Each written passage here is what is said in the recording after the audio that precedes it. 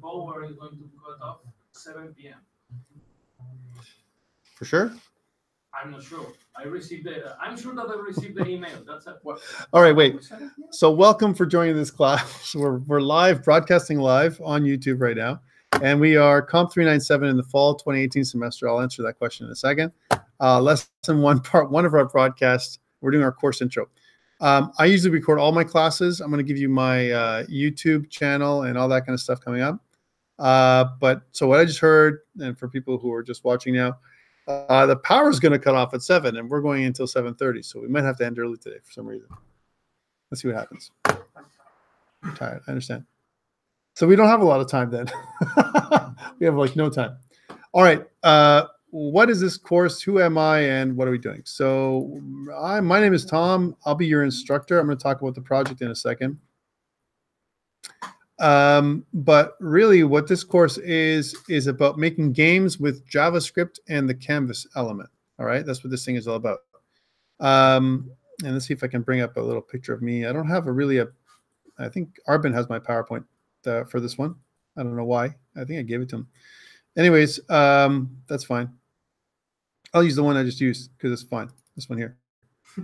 Well, it's the same kind of thing, but I won't talk about, it's not going to be COMP397, it's going to be 397. So this is me. My name is Tom, and I've been teaching since 2011. I have a background in software engineering, game development, a lot of game stuff. I have probably more now than 1,480 videos because I just did 2 more today. So 1,482 videos on YouTube. And a lot of the stuff I've been doing over the last several years is with game. I teach here at Centennial and another institution, as well as I'm also a student doing my master's at UIT. Quite recently, I went to Colombia. UIT paid for it, and I did this really cool, serious game in Colombia where I did a epidural simulation with UMNG, Universidad Militar de Nueva Granada in Colombia, which is actually really cool. I probably said that totally wrong for those Spanish-speaking people, but that's okay. Please forgive me. And now we're back, and we're doing stuff here together. So one of the things we're going to be doing this semester is we're going to be taking a project-based approach to how we're going to do this course. All right. So, and I'm just going to go over the details here. This is kind of what it's going to look like. The semester break is not actually here. It's just after week 7 where the semester break is going to happen. So today we're going to give you the first exercise. It actually is going to be an exercise today. It's going to be setting up GitHub. If you already have GitHub, it's like a free mark. So Pedro, you're going to get a free mark. And Gerardo, you're going to get a free mark. And John, you're going to get a free mark. And anyone who's ever done it before, you guys, it's going to take you 2 seconds to set this stuff up, and I'll set up the exercise in a second. But for the other people, we have to set up a GitHub account because everything we do in this course, we're going to use version control and GitHub and all that kind of stuff. I'm also going to give you something called a team contract because I want you to create teams today. All right.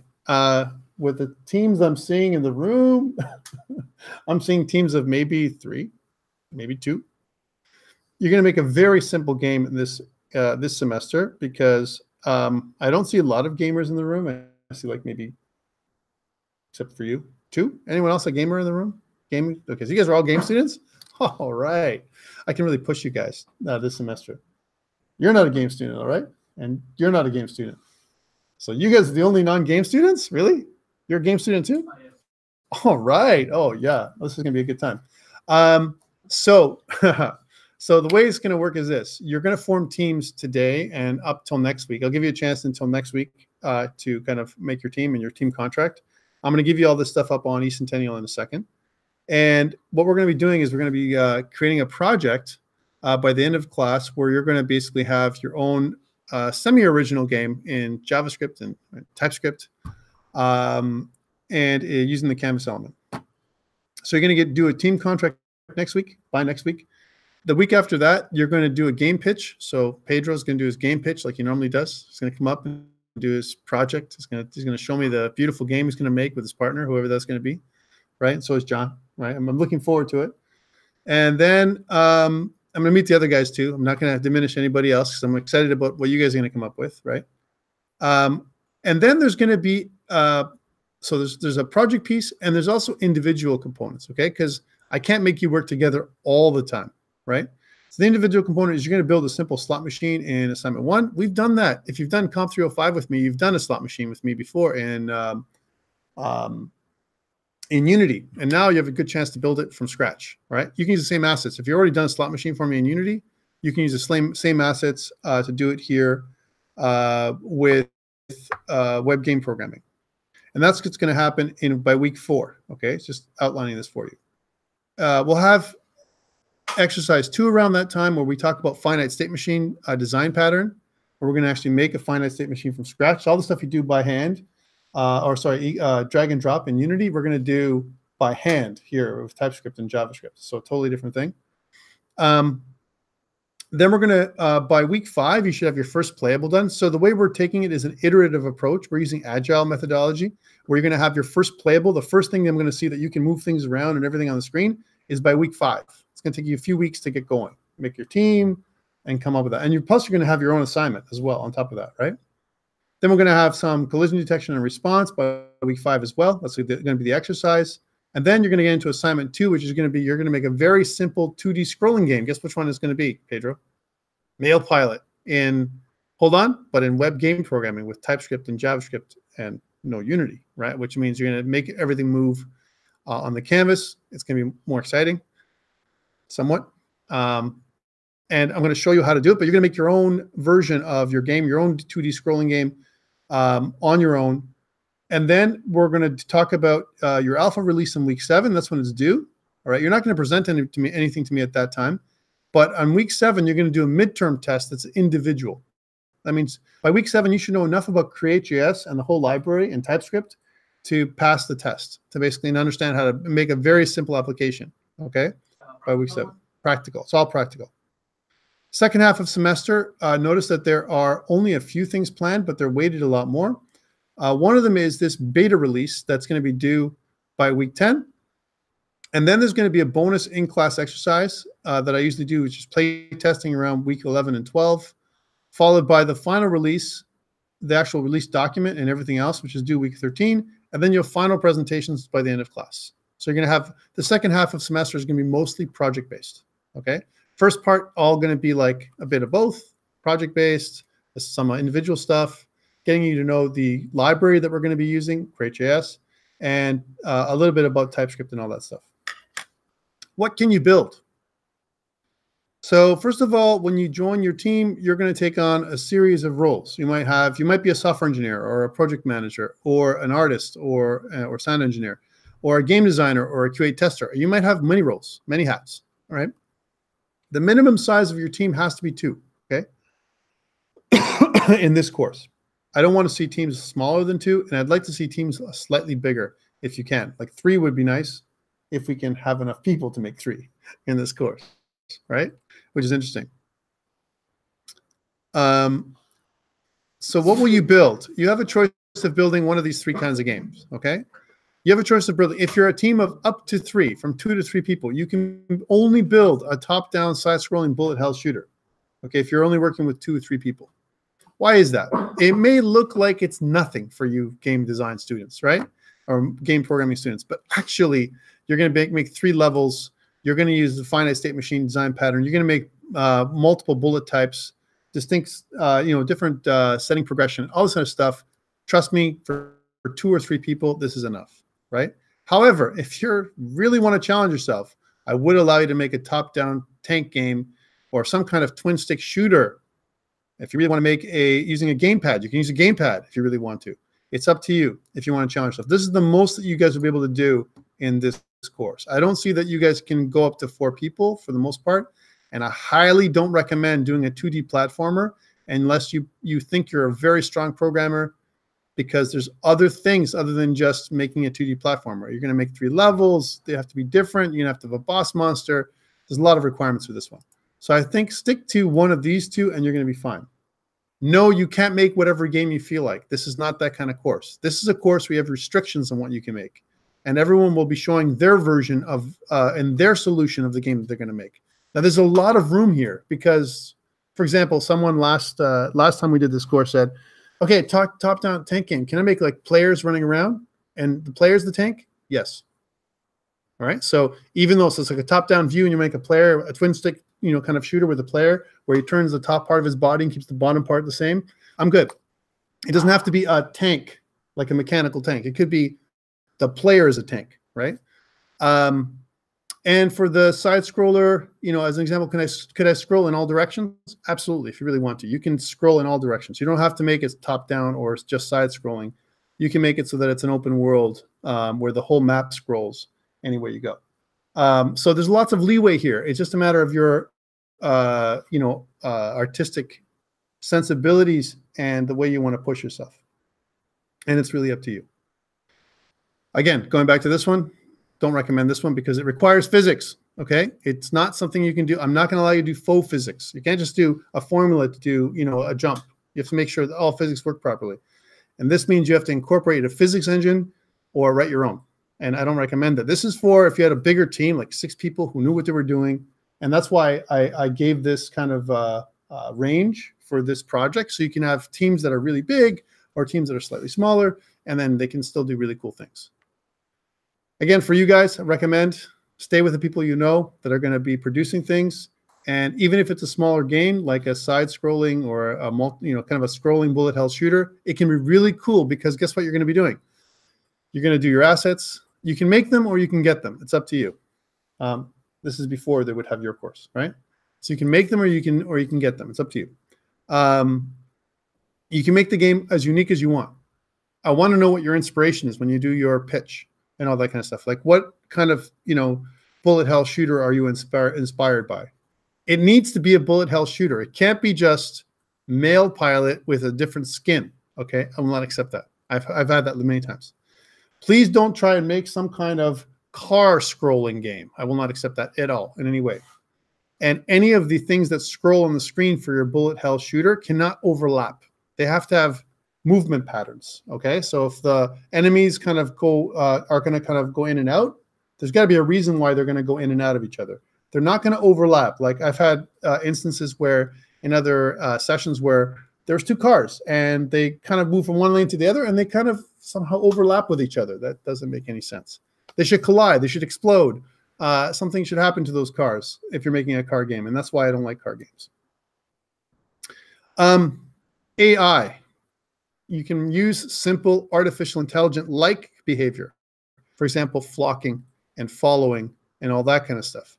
But I recommend against it because remember, everything you're doing here is in JavaScript, right? You're not empowered with Unity. You don't have a lot of stuff that you're doing. Everything that you're going to be doing, what we did last time with the JavaScript template that I gave you guys, right?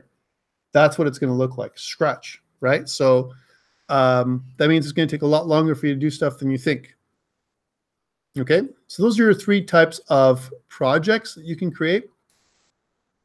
And inside this document, which I will put up on eCentennial today, you'll see what the deliverables are for your contract. So next week, what's due, and I'll give you some time as well to do this, is I want you to form up in a group.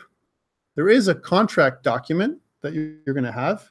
And then what you're going to do is you're going to sign an agreement that you and your peers are going to work on this game or whatever it is. You're going to share the IP if you make it original or whatever. And if someone doesn't do a good job, right, you can flag them as non-productive. Now, hopefully this isn't going to happen in this small group, but sometimes we get people who don't do anything and they just are part of a group. One person does most of the work and the other person just looks on, right? We don't want that to happen in this group. We want all of you to be productive. So a team contract is going to be something you have to deliver by next week. Following that, there's going to be a game pitch by week 3 where you have to do a PowerPoint slide deck kind of thing.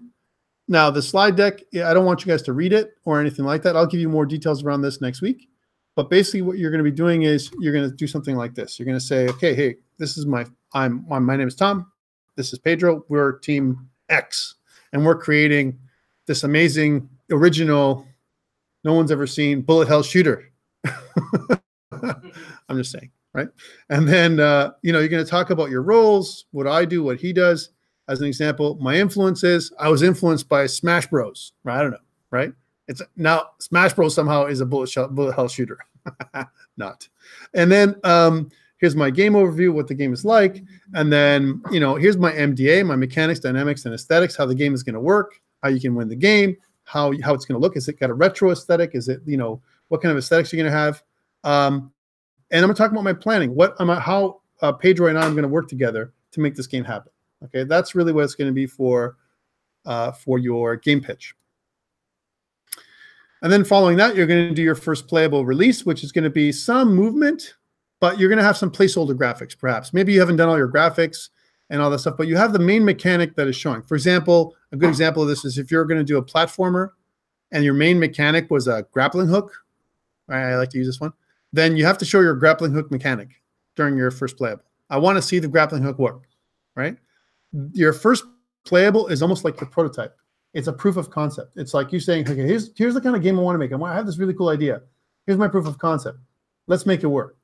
And if you don't have your proof of concept ready by your first playable, then maybe that grappling hook mechanic is not going to be in your game, right? Because that's how it's going to roll. We have very little time to get all this done in 14 short weeks and only 3 hours a week that we're meeting on Saturdays, right? The good thing is I'm recording all the classes, so you'll have access to this recording, the recordings from last semester, the semester before. There's lots of content that you can access just from me. Plus, there's a lot of stuff on the web to help you do what you're going to do this semester. Okay. Each of the releases, so this is the alpha release, is going to demand more stuff from you, right? Until your final presentation, which is where you're going to actually show your game with a bit of a background on this is my final game. After all this development, here's what we have. Okay, so I'm going to share this document with you on eCentennial on the break. Any questions around the project and the way things are going to be laid out? So again, there's just before you answer that question, there's two parts. There's individual work, right?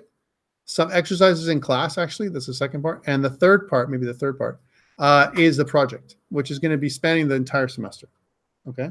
Which is really different than what you guys are doing in the first part. Okay, so that's it for the project.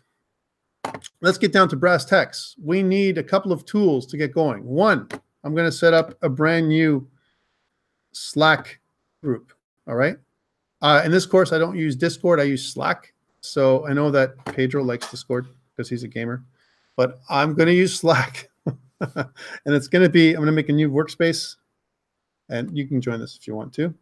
My new workspace, first of all, is going to have my centennialcollege.ca, and somewhere I'm going to get email that tells me that my workspace is running and everything is fine. Let's take a look in my email. I'm also showing you, of course, how to do the workspace stuff. There it is. And here's my code. Of course, will be non-functional in a second after I use it. And here's my first name, my full name. And I'm going to go to my password here. And my company name is going to be called COMP397 and fall 2018. Why not? And I'll go to this one, create my workspace, agree to the terms. And what I'm going to do here is I'm going to get this invite link. So get an invite link. Here we go, which is going to be this. And what I'm going to do is I'm going to go up to eCentennial. Inside of my contents, we're going to make week 1. And inside week 1, we're going to do a new link where you guys can get that invite link. So Slack group invite link. There we go. Okay, so go to eCentennial now. You should see a Slack group invite link, I think. Let me see if it's there. It might be there, but let me see. I want to make sure it works. Edit. Nope. Hold on. Try it now. Yeah. There we go. And that'll give you the ability to join my Slack group. Okay.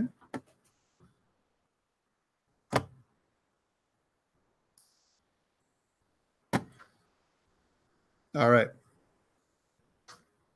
So I'm going to be sharing links with Slack, and I'm going to answer Slack a lot faster than I would normally answer email. I think I'm more responsive there. I'm also going to add a developer channel. So again, by default, what I want you guys to do is use the general channel for announcements, for course-related stuff, the random channel for your cat pictures, like I keep saying. Oh yeah, here's some stuff happening. And the developer channel for any developer-related, code-related stuff, okay?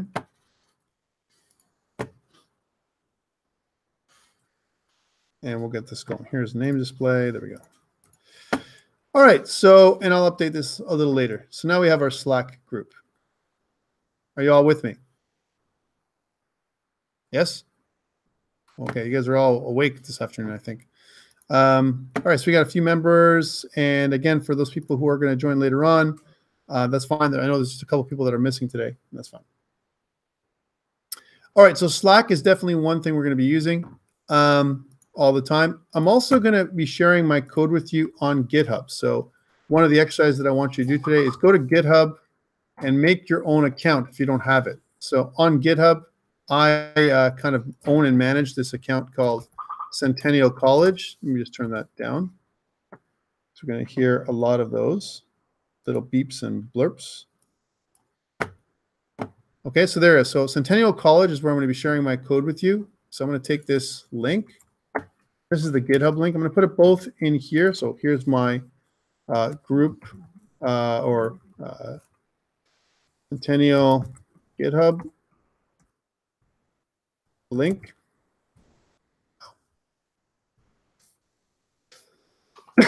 So that I'm going to be sharing stuff with you there. I'm also going to put that link up on eCentennial. So we'll go to eCentennial for a second. And I'll make a new link there on eCentennial called that. So this is our GitHub link. It's both places, in both in eCentennial and in our Slack group. You have the link to GitHub. GitHub is where I'm going to share all my code with you. So when I do a code example today, it's going to be right there. Okay. What I want you to do for today, for a mark, is I'm going to make an assessment. Here's an assignment that I'm going to put together. I'm going to make a new folder where it's going to be called GitHub Setup. It's going to be an individual folder. It's going to have a new category, which is going to be called exercises, or we'll call it labs. There we go. Here's our labs. And it's going to be a new grade item. It's going to be called Lab 1 GitHub Setup. Okay, you're going to get a mark for this, actually, today. It's going to be worth 1 point or 1 mark.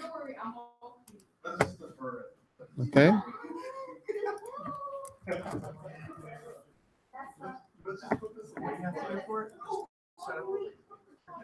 And yeah, so instructions. It's going to be the value of it is going to be 1%. Due by the end of class, right? We'll say week 1. That is Saturday, September. I can't believe we're September 8th already. Holy. 2018 at, we'll say by midnight. How about that? By tonight. Saturday, September 8th by midnight. That's when it's due. And if you haven't done this already, I want you to set up your GitHub. So number 1 is set up a new GitHub account. GitHub account. Right? And the second instruction would be upload, or sorry,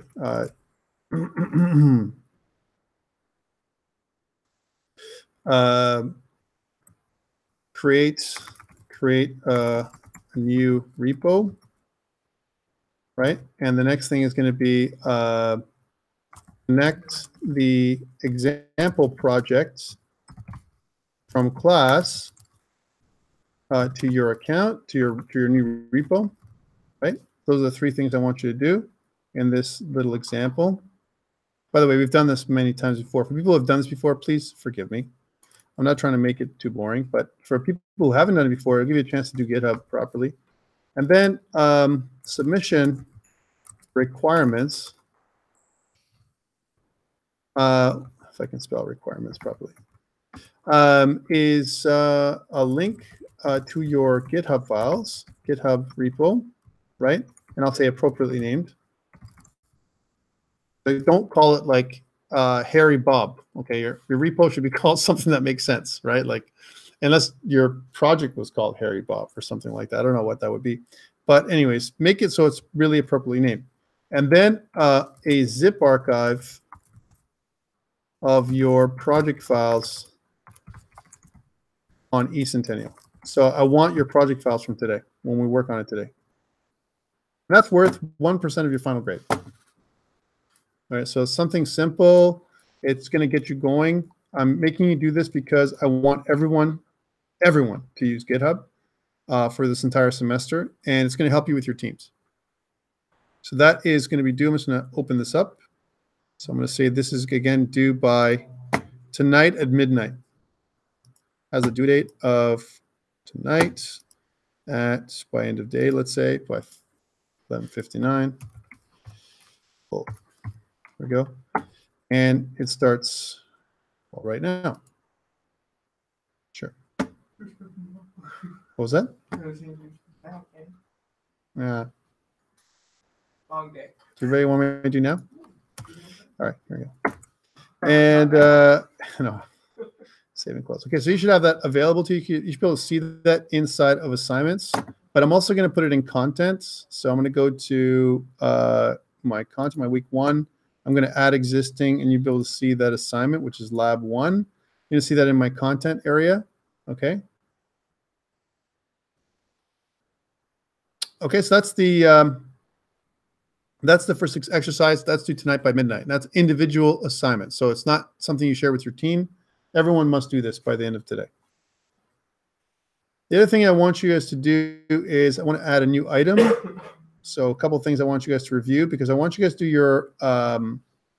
your contract by next week. So I'm going to go new file. Actually, I'm just going to drag and drop here. I think I can probably do that. 397, and I believe the project contract template is there. So in the contract, there's going to be a contract template that I'm going to drag and drop in here too.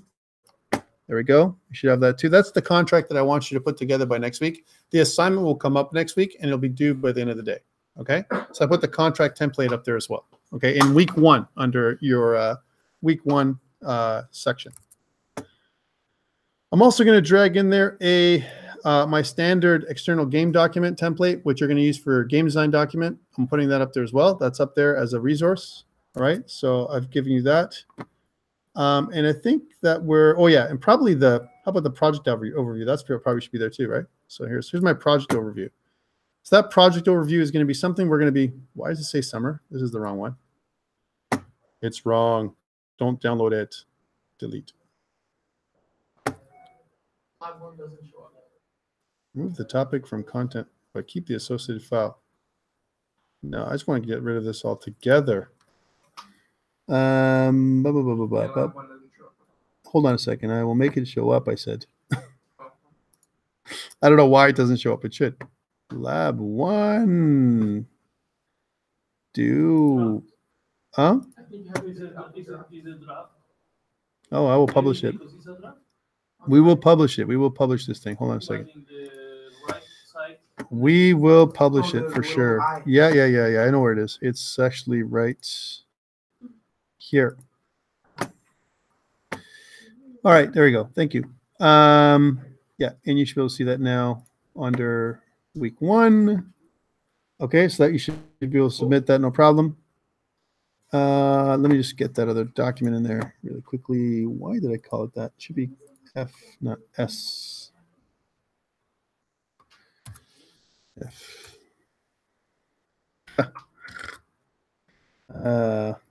Wow. Tiredness, you're my friend. What the heck? Today's been the troubleshooting, day of challenge. Like, it's really bizarre what's happening today. I love it. Okay, make sure that's the right one, and we should be able to be good at this point, and we can start doing the real work. Yes, that's the one I wanted. Okay, good. So yeah, that'll be here. Again, it's just a reference document for your project. So I've given you your contract template, which I want you to use with your buddy or two or three people in your group, I'm guessing, with the amount of people that are here, 2 or 3 people. At the minimum 2, I don't want you working alone. If you're going to work alone, and if you can't find a partner in this small team, we'll figure it out. Okay, we gotta find you partners. That's how it's going to be. It shouldn't be that difficult to do if you work with your partner. And don't kill yourself and do more than a bullet hell shooter if you can't, if you don't have a bigger group. Remember, all I want you to prove this semester is, can I use my tools? Do I know how to use TypeScript and JavaScript? Can I make a really cool game with the tools that I'm given from scratch? Okay. So that is week 1 in a nutshell. Let's get to it though. So I've given you some tools. And going back to Slack, I've got that. Oh, we got a random picture of. Oh yeah, cool. Thank you. A meme. And we've got this. So we're going to be using something called the Crius Library this semester. So here's the library we're going to be using, Crius. So what the heck? Why Crius? Why not Phaser? Why not some of these other tools out there? I think Phaser is it's a full game engine, and Crius allows us to make our own game engine, which is part of what I want you to do this semester. One of our deliverables for this course is making your own game engine out of TypeScript, and I'll be helping you with that. I'll give you some hints of what I want you to put in your game engine, but you can make your own game engine with your own objects and everything else that you can make in TypeScript and JavaScript. So you're going to do that with Crius just as a backend. The Crius suite of libraries includes 4 separate libraries: Easel.js, which we use for rendering; Tween.js, which we can use for animation; Sound.js for sounds; Preload to preload all of our sounds and images. All right, and that's it. Okay, and from there, you're going to use those building blocks to make your own game engine in JavaScript to make your game. I'm going to take this link, createjs.com, and I'm going to go into Slack and put it in there. That's the engine we're going to be, the libraries we're going to be using. The other thing I want to do this semester is we're going to be using an editor called Visual Studio Code. I'm not going to be using Visual Studio. There is no Visual Studio in this course. And you say, well, Tom, I really love Visual Studio. I want to use it. Okay, if you really want to, you can. I don't recommend it. I think it's too fat for this course, right? And I think Visual Studio Code is a really cool, simple editor that you can learn how to use that's great for web development and JavaScript development. It's got great support for JavaScript and other things, and I recommend that you use this one. So this is the editor we're going to be using, Visual Studio Code. I'm going to actually put this a link for you. So let's find Visual Studio Code for us. So here's VS Code, Microsoft VS Code.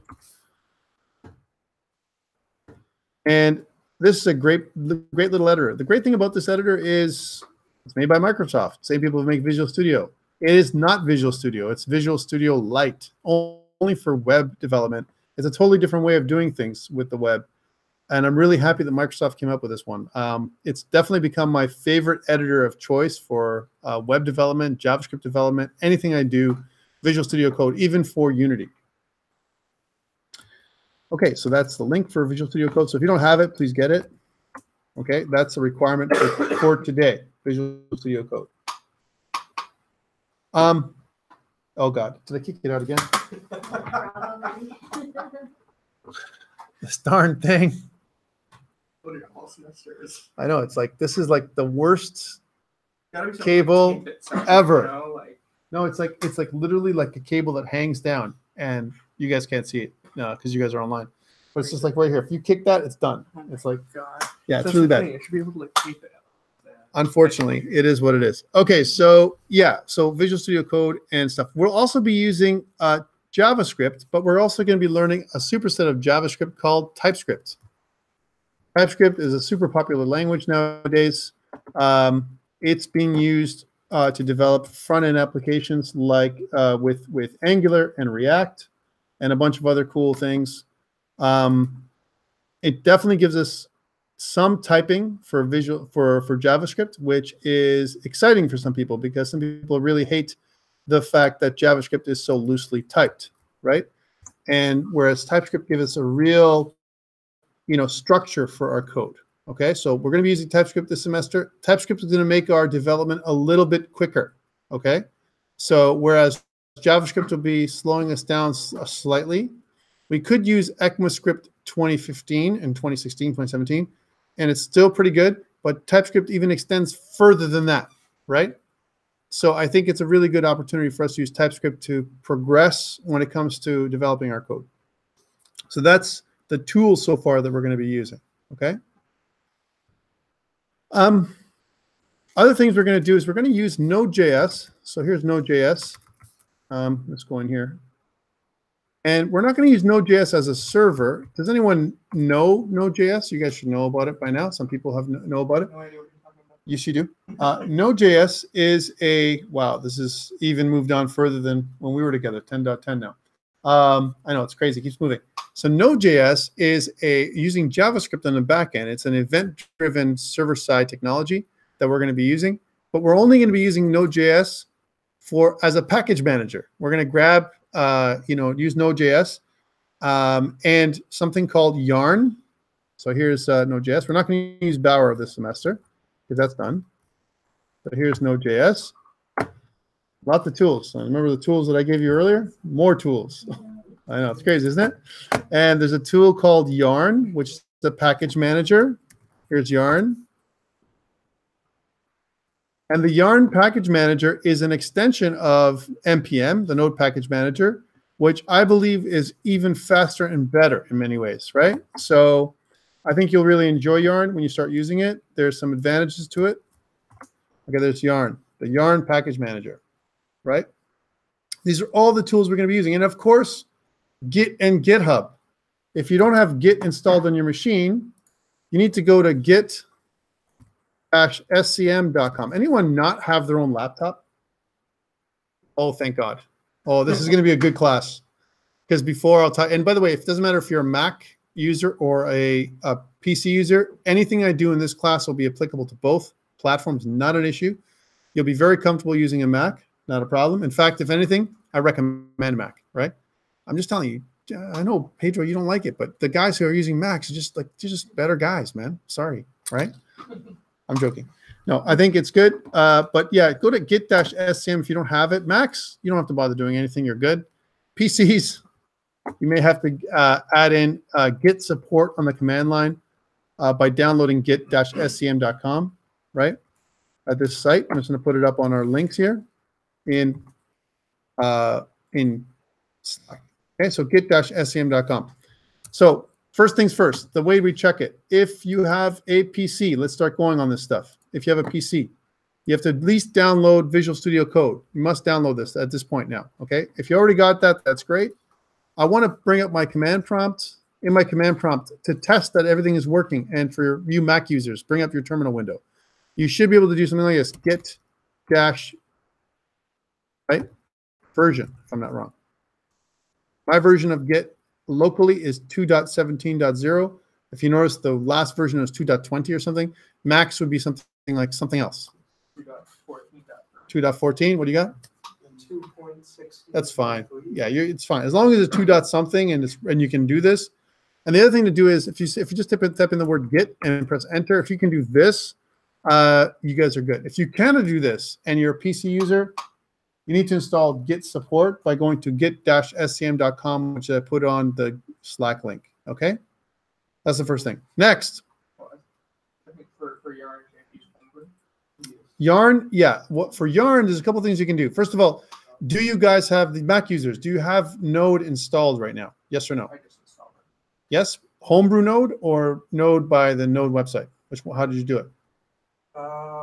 I used Homebrew, if I recall. Homebrew is great. If you use Homebrew, you're good to go. If you use the website, then you're gonna have to use a lot of sudos or sudos, sudo and then npm install blah blah blah. They have everything. Wonderful. Without Node. Wonderful, wonderful. If you can do it, that's great. If you're going to install Yarn, you can use npm if you already have Node installed. All right. If you don't have Node installed and you want to install Node through a homebrew, follow the commands. All right. So I'm just going to zoom in here so you guys can see what I'm doing. So I'm going to change my display settings. This is just set up today. I'm going to change my display settings to, oops, not this one, maybe 150 so you can see what I'm doing. I don't know if that's a little better. So what I want to do with npm is do the following. I want to install Yarn. Okay. So if you have npm, you should be able to go to, or Node, you should be able to do something like node -v. Can you do that? You should have at least 10.1. Right now, the current one is 10.10. Are we good with 10.1 at least, or higher? If you have 6 dot something or 4 dot something or some other weird number, you need to upgrade. Okay. 9.5. Which on your machine? It's okay. It's okay. But if you wanted to install a new one for PCs, it's much easier than Mac to upgrade. To be honest with you, Mac is a bit of a pain in the ass sometimes. You have to upgrade or update Node, homebrew or brew update. First of all, you do a brew doctor, and then you have to do brew update, and then you have to, when you do brew update, it actually updates the brew library, and then brew upgrade, and brew upgrade upgrades all of your packages. Or you can upgrade just Node. You can say brew upgrade Node, and then it'll upgrade Node to the latest version. But sometimes npm is left behind. Let me just upgrade it myself. On a PC, it's much easier in this particular case. If I go to Node.js, so I'm going to go to nodejs.org, and I'm going to download Node.js. So I'm going to download 10.10, right? So here's the current version. One day when it allows me to download, here's my the latest version. And then one thing you have to do when you upgrade or you install it, you must close down all of your terminal windows or command lines. If you don't, and that includes, by the way, that also includes Visual Studio Code. If Visual Studio Code is open when you're doing this, it will fail. It won't work properly. So then you run it when it's ready. And what this is going to do is it's going to install the latest version of Node.js. And this is just the back-end server stuff we're going to use for package managing. All right. So next, I'm going to just click through it. Again, I'm recording this stuff, guys. So if I'm going too fast, you can always refer to the video when I'm done. Oh, yeah. I got to share the video with you guys, too. I'll put that up on eCentennial, the video library. Okay, so blah, blah, I'm going through. I just accept, and then install. And if I did everything just by accepting the defaults installations, then everything should work. If you're a Mac user, you need to do, like I said, brew doctor, brew update, and then brew upgrade Node from the command line. And then you're good. More or less. Sometimes you have to also upgrade npm by itself, which kind of sucks for Mac users. But the good thing about Mac is once you have this for the semester, rest of the semester, we're not going to upgrade, and you should be fine. Now, as we watch this thing cycle, you can see that I'm installing Node.js in the back end. And some of you may say, well, see, if I was using Visual Studio, I wouldn't have to do this. Yeah, but that means your Node would be really old. And that's why I don't use Visual Studio. I don't want to always update Node manually. Okay, cool. So now that I've done this, and this is almost done, I should have the latest version of Node.js. And a good practice when you put your new version of Node.js in there, we're going to add in some tools through Node.js, and one of them is going to be Yarn, and we're going to install Yarn now together. Yarn is a global installation, right? So we're going to be using Yarn in the command line. And on break, when we take a short break, I want you guys to tell me if you have any installation issues so I can help you. Otherwise, you'll be in trouble for the rest of the semester, which we don't want. All right, so I've installed Node on my little system. I'm going to go to command line now, and I'm going to test it. I'm going to say node -v, and I should have 10.10.0. Also, if I go npm -v, I should show the latest version of my Node package manager, which is 6.1. Anything around there, 10 dot something and later, you're good? Good, excellent. Then you should be okay. Okay, here's the next command. I'm going to clear the screen. I need to install Yarn, if you're with me. So the way you install Yarn is npm install. npm is the Node package manager. Install is the verb you're going to use. And Yarn is the package you're going to download. -G for global, right? -G will say that I want to install the yarn package manager in the global namespace for my for Node. So I can use it on any command line. If I press enter here, its Node is going to go out, grab yarn, and install the latest version of yarn in my system. And that's how it works. Okay, so yarn now is the package manager I can use in my command line. A new command, basically. Are you with me? Homebrew? I don't know the current version of Homebrew now. Not off the top of my head. I know why it was having problems. I think my brother might have installed it when he was using this for development. I'm just getting rid of all this stuff because I've already downloaded this version of Visual Studio Code.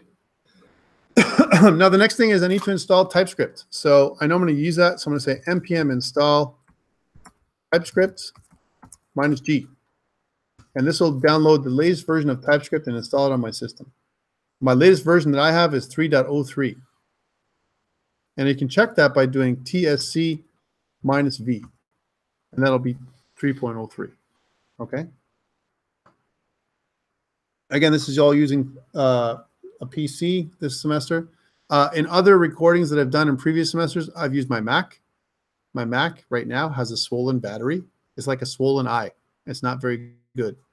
I'm taking it into the Apple Store, and they should be able to fix it up for me. Okay, cool. So are you with me? Or I should ask, is anyone not with me? You're not with me? What's going on, John? Yeah, I'm just trying to, because the differences For someone I got. all the commands are the same. There's no differences in the command. The only differences in is your homebrew stuff, right? I know Node was supposed to be installed, so I should be able to do npm install yarn, right? And I got errors. Yeah, so you have to install homebrew or use homebrew to install Node. So you can say a homebrew and then take a look at, if you want me to put a homebrew link, do you want me to put a homebrew link to install Node? I mean, I found the homebrew website. No. Here, I'll get you a link. Okay. So it is install Node Mac homebrew. And if you do that, then there is a link. This one. They're all very good. Even though they're a little older, it'll give you a step-by-step on how to do it. And I'll put this link on Slack for you. So on Slack. I checked homebrew version. I have 1.3. Hold on. Homebrew install of Node or Mac. There we go. There's that link for you guys. That's for those people who are those Mac users out there. There's 2 people that are using it, right? Yeah. I have Node, but the version is version 8.9. You probably chose the long-term support version on the left. No, I installed it before another.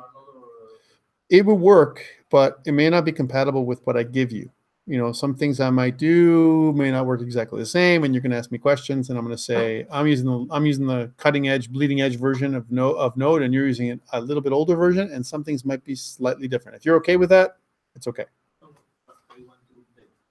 Yeah, so you just update Node like the way it is. Just download it again and install it again. So Brew will uninstall Node automatically? No, Brew will install. If you do have Node installed or not, then you just, like I said, you have to go Brew update, Brew Doctor, Brew update. Those are the 2 commands, and then Brew upgrade Node if it exists. If it doesn't exist, they'll say Node doesn't exist. I don't know what you're talking about. Yeah. And updates Brew itself does not take formula. Upgrade Brew upgrade Node.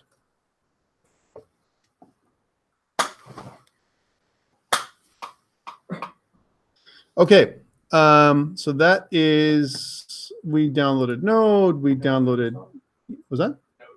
There we go, then that's the problem. So use my link, you know the link I gave you? Use that link and follow the instructions on that link.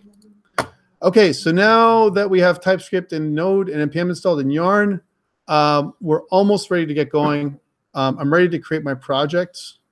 John, remember, I'm going to record all this stuff, so worst case scenario, you can always look at it again.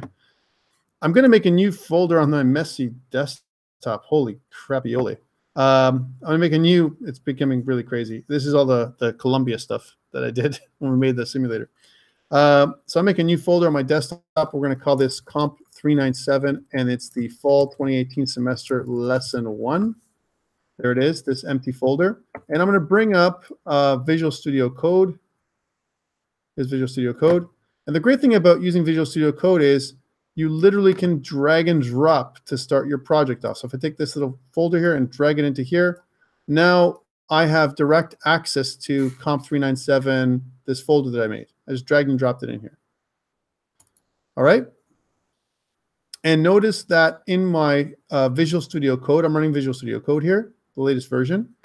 On the left, you have some icons. So people who don't know Visual Studio Code, I'm going to tell you how to use it. People who know Visual Studio Code, please forgive me because I got to tell everybody how to use it. Okay? So we're all on the same page. So people who've never used Visual Studio Code. All right, the way it works, Visual Studio Code is not an IDE. Okay, it's not like Visual Studio. You don't have an outside container and an inside container. Whatever you see here in Visual Studio Code is what you get in the operating system. It's exactly the same. Okay, so here in the folder, I got this folder called COMP397, blah, blah, blah. Well, guess what? In the operating system, it's going to look the exact same way. There's nothing inside of the folder right now. Okay, I want to make 3 subfolders that we're going to be using in our structure. I'm going to make an assets folder. I'm going to make a content folder. And I'm going to make a scripts folder. Let's do that now. And you can do that by clicking this plus button over here inside for the folders. So new folder. I'm going to call it assets with the capital A. New folder. I'm going to click away here. New folder. I'm going to make something called content. And the last folder, I'm going to make a mistake. I'm going to call it scripts. And somehow my scripts is inside my content. You might get this. If you may get this, thing. I want to take my scripts and pull it out like this. And you're good to go. You can rearrange your folders any way you like. If I want to take my content somehow for whatever reason and put it inside my assets, I can do that, right? Or I can pull it out again, okay? You have direct access to your operating system this way. Are we good? So the 3 folders that I'm going to be using, I'm going to extend. In the assets folder, I'm going to put an images folder, right? So I'm in my assets folder, I click on my assets, and then click this plus button and make an images folder. Okay, and this is where any images for the game are going to be for now. Content is where our CSS is going to go, and scripts is where the Typescript files are going to go. Okay? By the way, guys, I'm going to start off with JavaScript today, and we're going to migrate to TypeScript the same day, just to show you the difference, because some people don't know how to do that. Okay, so how does this work? Well, whenever we make a file, game that we're going to make today, we need a manifest. And my manifest in this particular case is going to be my index.html file. There's only going to be one index.html file in the entire game, right? And it has a special element that we're going to be using called a canvas element, the HTML5 canvas element. Okay, maybe you don't know HTML5 canvas. It's okay. Right? Most people don't use it. They just do basic HTML, and that's all they ever do, right? So I'm going to add a new element. So I'm going to click a new file. We're going to make it index.html. It's in the root of my folder, where the root means at the top level, right? My index.html in Visual Studio Code, I can use something called Emmet and quick shortcuts. So if I type the word HTML like this, you should see a list of stuff that comes up. Do you see that? If I click HTML5, this little 5 here, right here, boom, it just generates some code for me, right? Which I want to do. So now what I have is I have my doc type, HTML. My HTML language is English. In my head, I have a meta tag that's character set of UTF-8 encoding. My meta name viewport is equal to, and content width is equal to device width. This makes it so that it is mobile compatible. This part, and this part makes it compatible with IE or Edge for Microsoft, and then this thing is going to be my example. So this is going to be like COMP397 lesson 1. Okay, so just to kind of name it something. Inside the head of my document, I'm probably going to put some CSS, and I can use a comment. So less than exclamation mark dash dash, and then the name that I'm putting in my comment, and then dash dash greater than. This is a comment, an HTML comment. I'm going to put my CSS in here. And my JavaScript is going to be in the bottom. So I'm going to say kind of like, one of these. Here's my JavaScript section. right? Another comment, right? And this so far is my index.html. So everything links through this. Now, in order for me to enable our game to be played on the canvas, we need a canvas element. So in the body, I'm going to put a canvas element. Notice the shortcut that you're going to get here. Watch this. Canvas with an ID of canvas with a width that's equal to 640. I like that one. And a height that's equal to 480. Okay. And notice when I do this, this is a shortcut, like I said. And if I actually was to click this thing, it's going to give me this. So I'll undo that. I'll undo that for you. So it looks like this first, right? This is called Emmet. It's built into Visual Studio Code, right? If I end it off like this, so end off Emmet, you see that this little shortcut comes up. And if I click onto the shortcut like this, it actually does all the properties or the attributes of my HTML element for me. Okay, that's what this is. So this is the canvas element. And this is where my game lives, people. All right, inside this element. Okay, but right now we can't see this element. All right, and I want to be able to see my element. And normally, if I look at my desktop now, take a look. If I go to my desktop and I go back to my COMP397, blah, blah, blah, I'm going to see the same structure. Look, this is the exact same structure that I would have seen from Visual Studio Code. And if I double click on index.html, I'm going to see absolutely nothing because my element is white and there's nothing that tells me where my canvas is. Absolutely nothing. It'd be really great if we see a border around my canvas, and we can do that with CSS. Let's use CSS for that. So I'm going to go back to my Visual Studio Code, and I'm going to go to my, I can click and unclick this one to hide and show my navigation pane on the left here, right, or my project pane. And inside my content, I'm going to kind of add a new file. I'm going to call this game.css. New file, right? In my game.css, I'm going to target the element, the canvas element with an ID of canvas. Oops.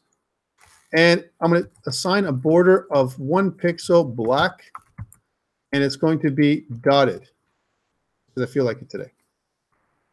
Okay, I've created the CSS file, but I haven't attached my CSS file to my HTML, and so it would never trigger.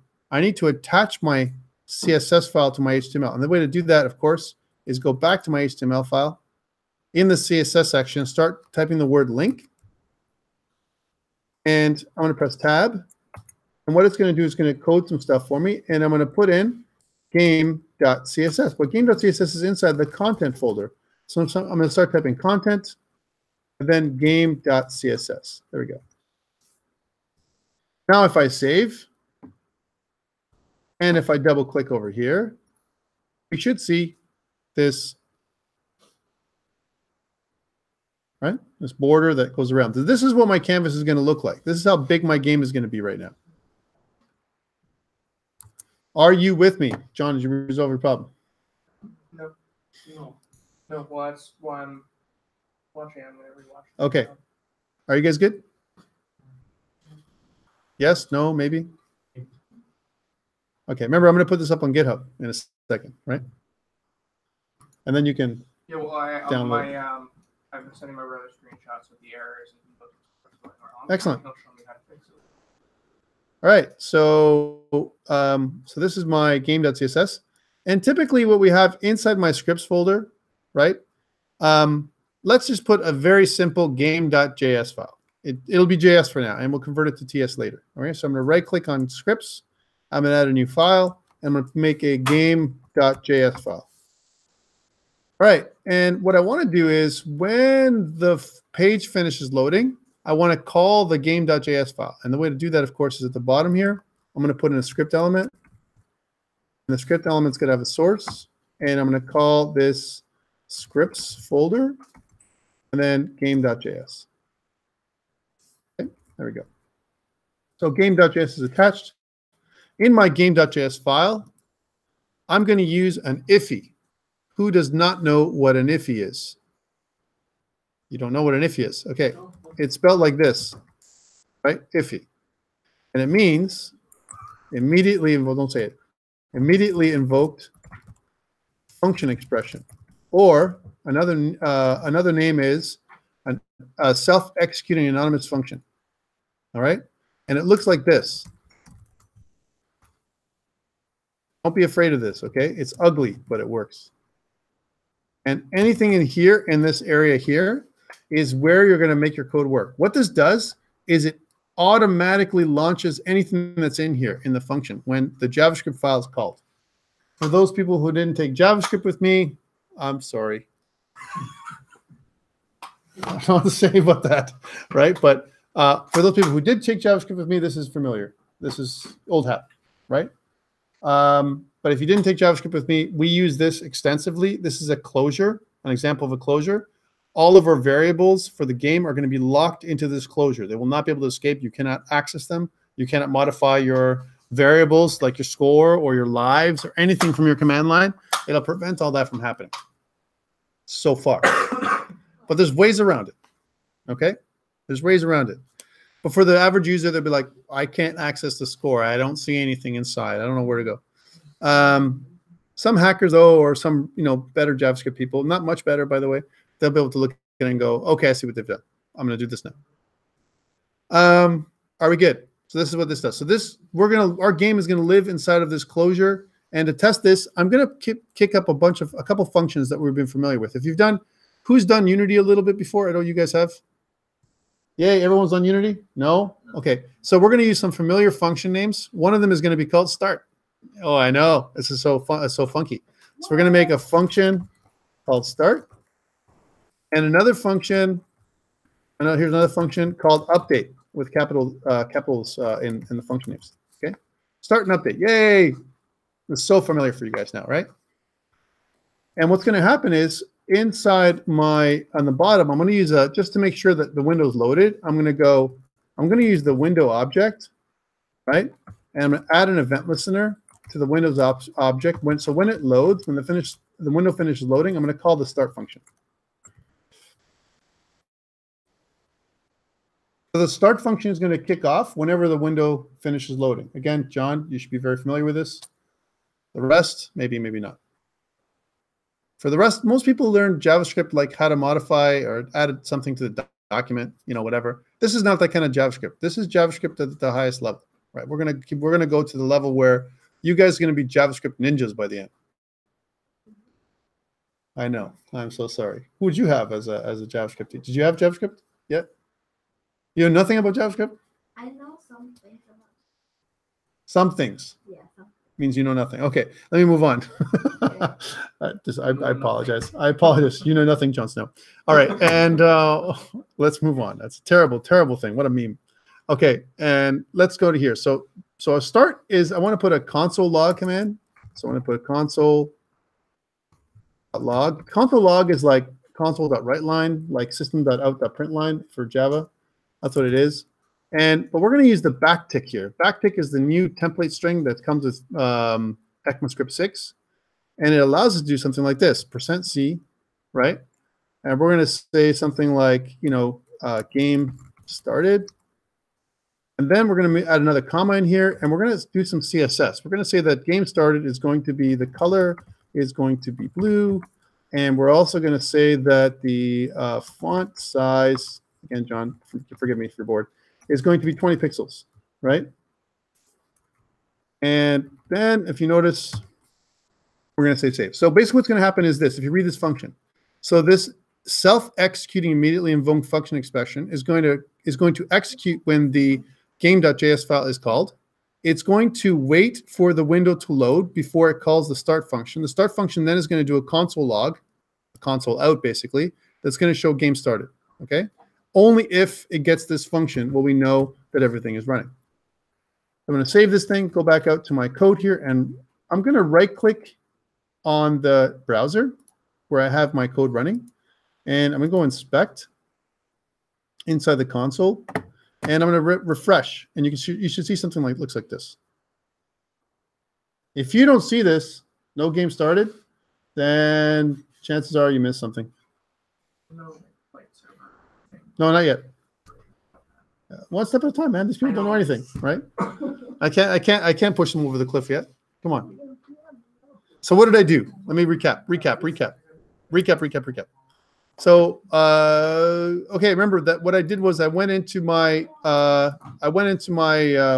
folder.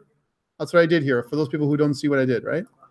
And in my folder, I just double clicked on my index.html, right? And when I double click on my index.html, I pulled up this thing. The reason why this came up, if you want to look at my code for a second, is if you look at my index.html, I've attached both my style sheet and my JavaScript file, right? And this, my friends, is a great place to put this all up on GitHub as my first version, so you can check your code versus mine, because I know I go quick, okay? Let's do that. So for GitHub, we have an integrated terminal in Visual Studio Code that you can get to. And you can get to it by pressing Control and backtick. Backtick is the little character underneath the escape key.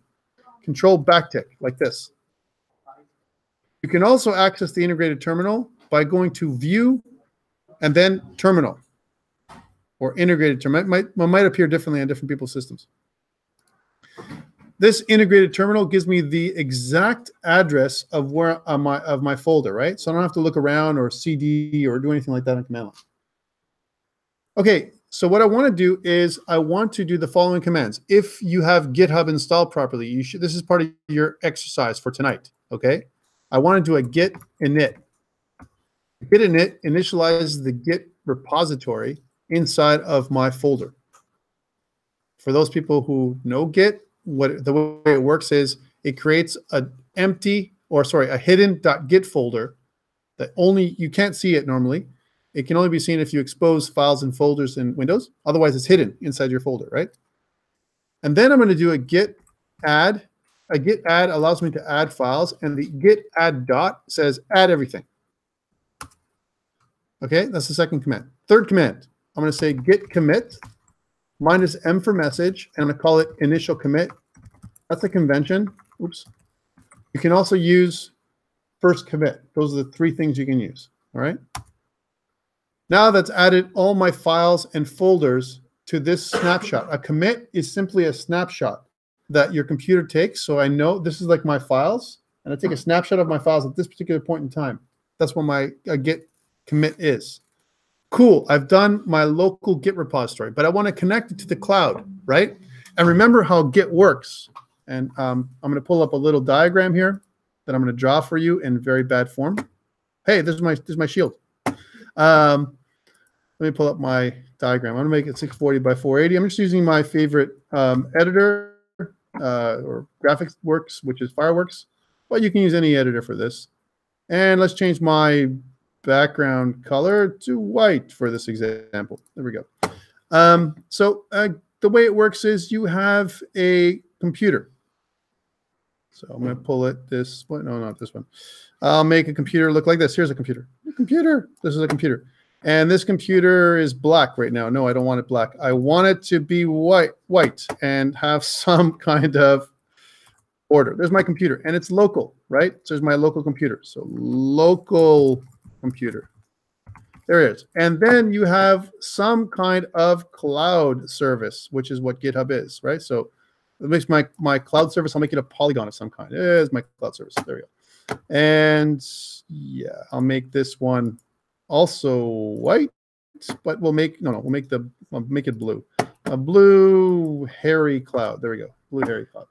And this will be the GitHub service. So GitHub Service. All right. And the GitHub Service is a software as a service kind of situation, right? So the local computer, you can do your commands like we did, which is we did git init, right? And then we also did git add dot, and then we did git commit -m, and then something like initial commit.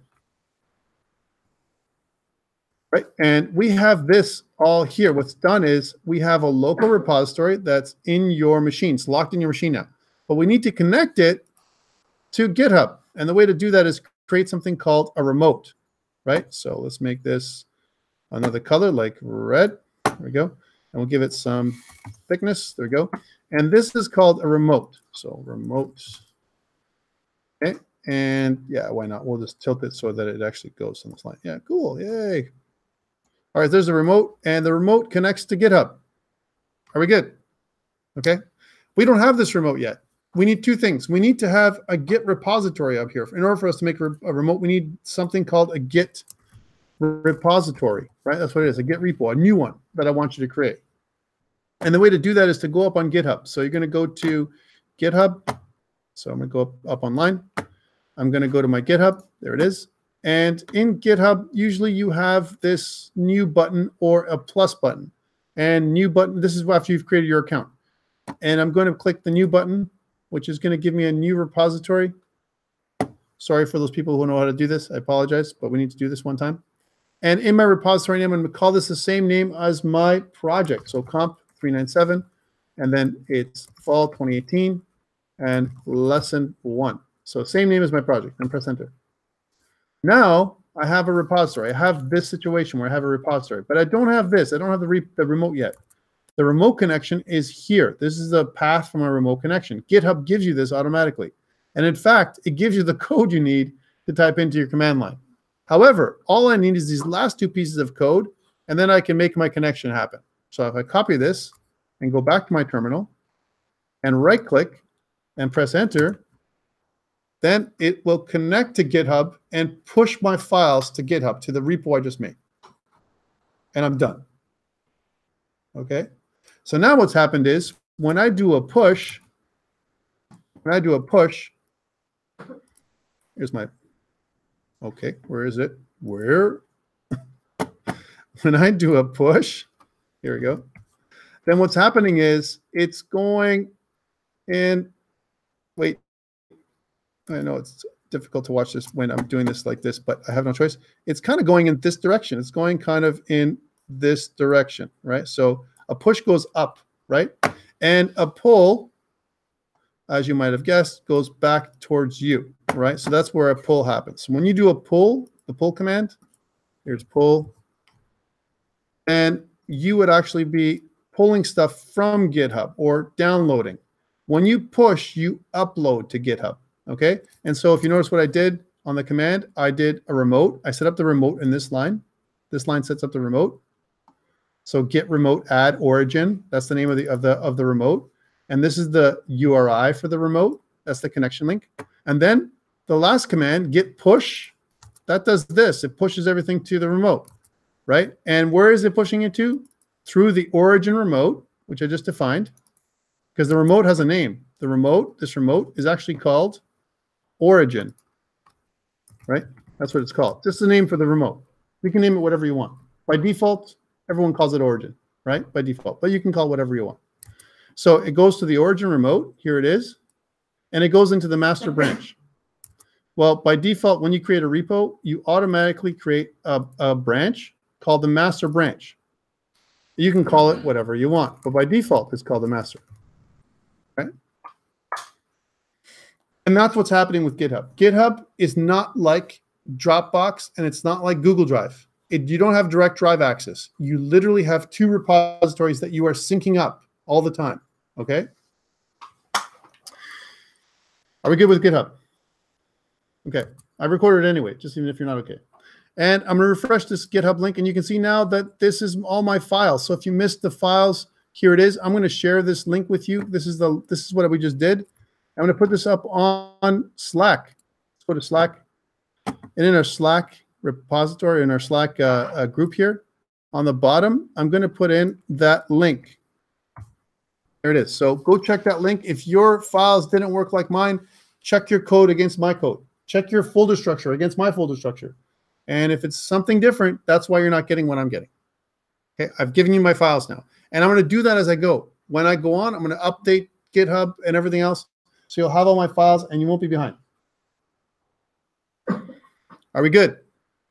I know I'm going slow for some of you. Please forgive me. All right. For other people, you're like, holy crap, right? It is what it is. I don't know what to tell you. Okay, so yeah. So now we've done this part and we're here, and I'm just going to close this off. I don't need to see this anymore. So I've updated to GitHub and I've got this game stuff. Is everyone with me? Do you guys understand what I did? I made this thing. So just a review. I made this file. The file is surrounded by this thing called an IFI.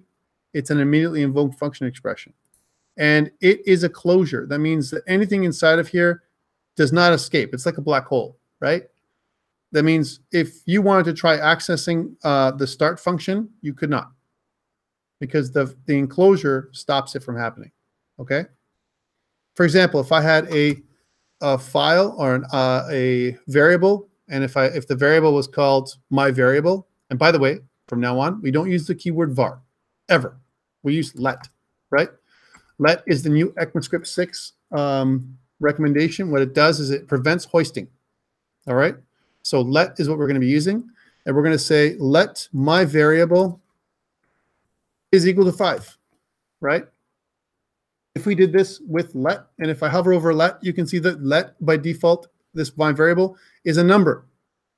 And so JavaScript does have types. It has number, it has string, it has a bunch of other ones, array and other ones, collections. But JavaScript uses something called type inference, where whatever you assign to the variable becomes that type. Okay, that's how it works. But it's also loosely typed, which means later on I could do something like stupid like this. My variable is equal to 10. Or sorry, Tom. How about that? And that may not make any sense with C# or Java or some other language, but with JavaScript it makes perfect sense. However, we will never do this in our code in this semester. Okay, we agree we're not going to use the same variable name for different types. In fact, TypeScript will stop you from that, from doing that. But if you think about this, if my variable is 5, and typically what you want to do if you're a smart guy like Pedro, right?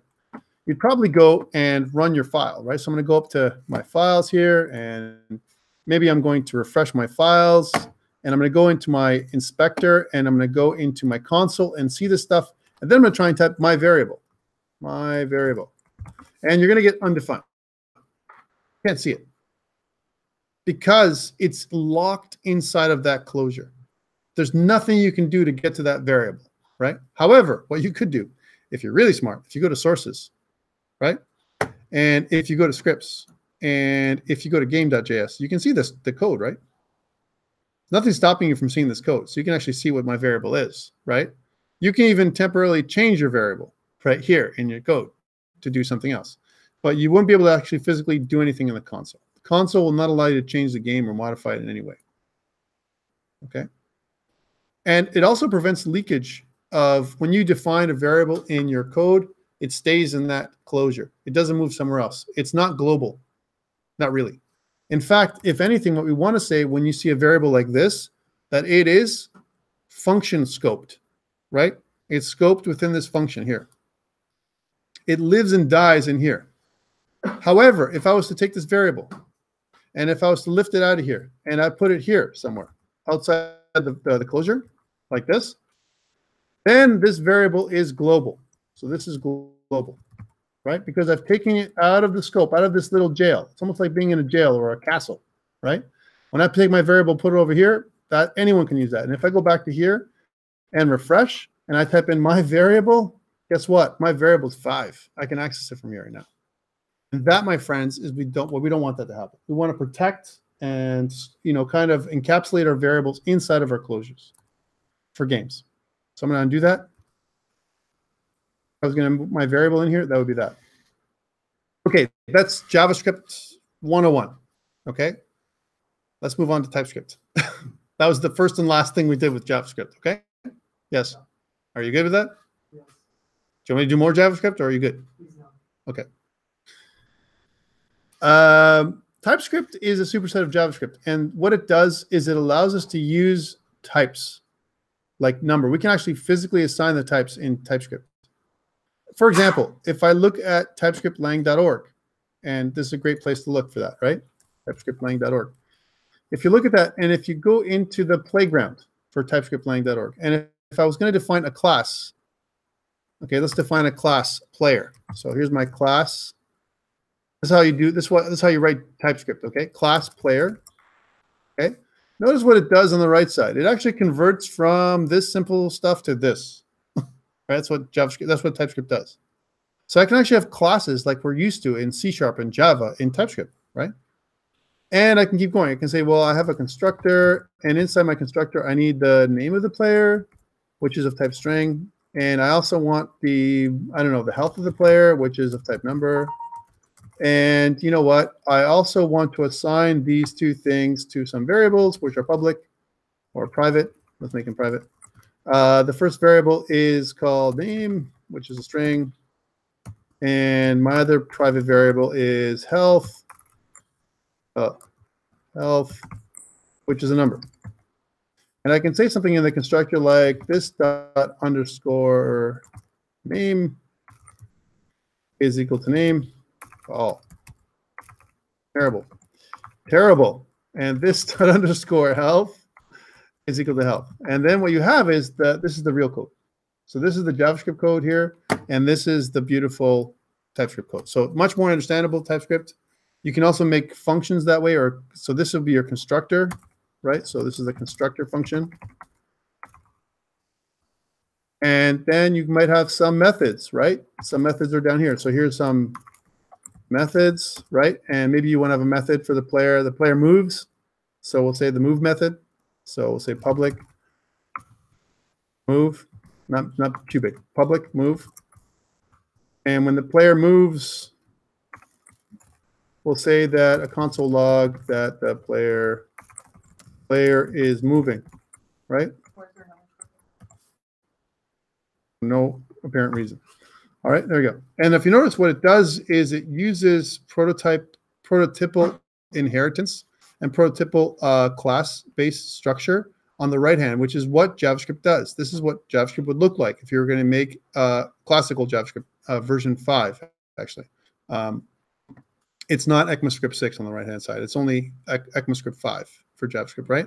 So you can use modern TypeScript and what looks like modern code handling to create, you know, classical structures in JavaScript that are compatible across all browsers. Okay, that's how they work.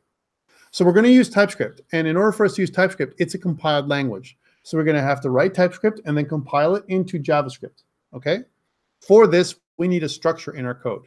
All right, so let's do it. So going back to this, yeah, okay, fine.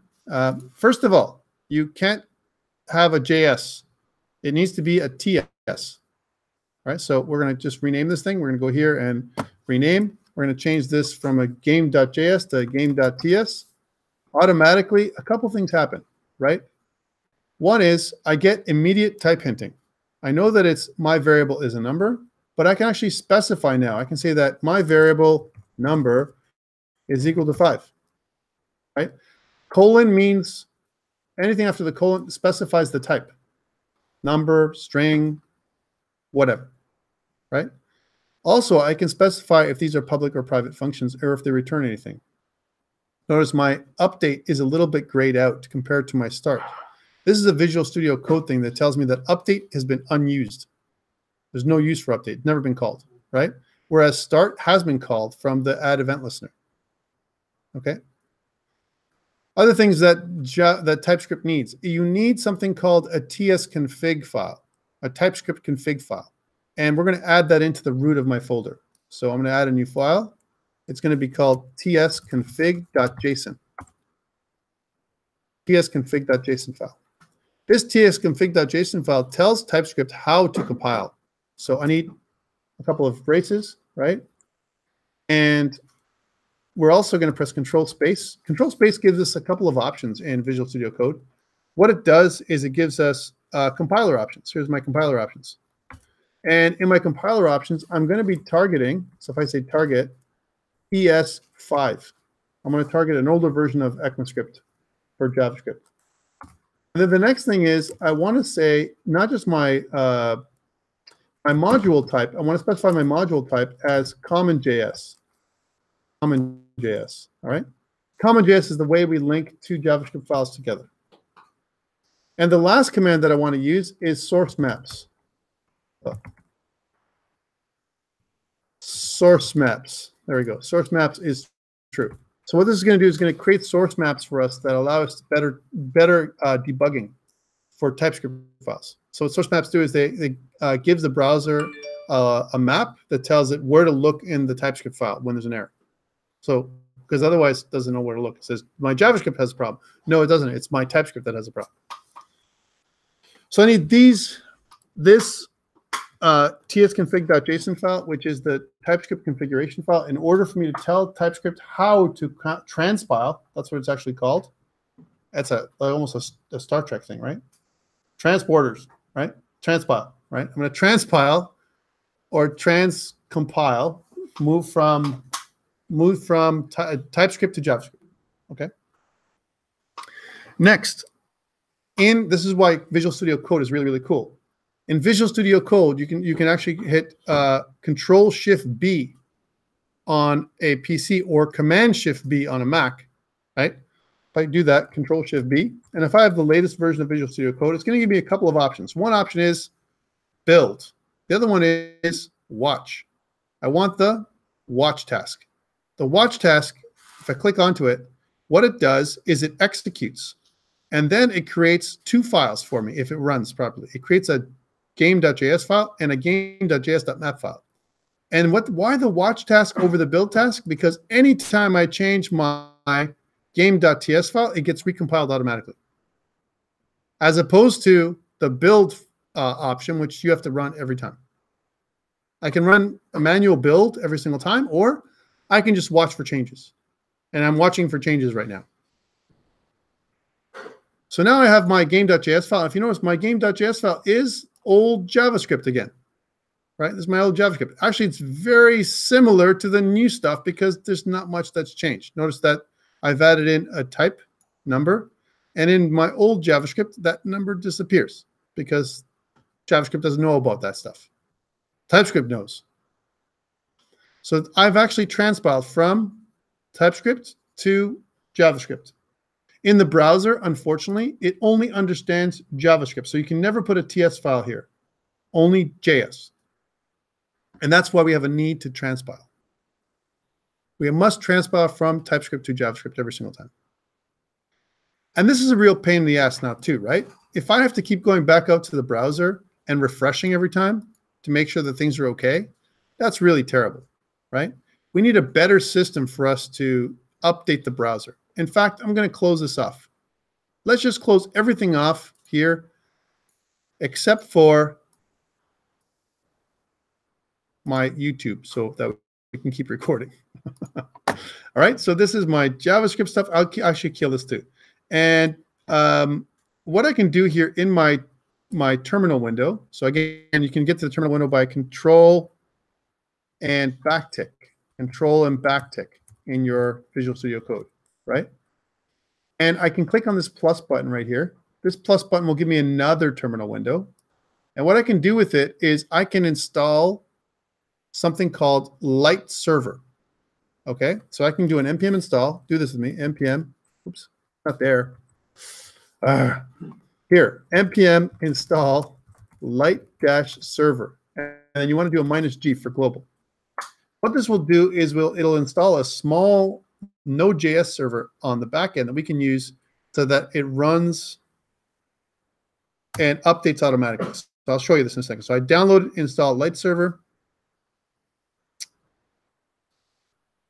I know this is crazy. This is all these tools today. Tools, and more tools from Tom. Okay, we've downloaded and installed Light Server, and it's Light Server 2.4.0. Okay, once it's installed, I can clear the screen, and I can run it.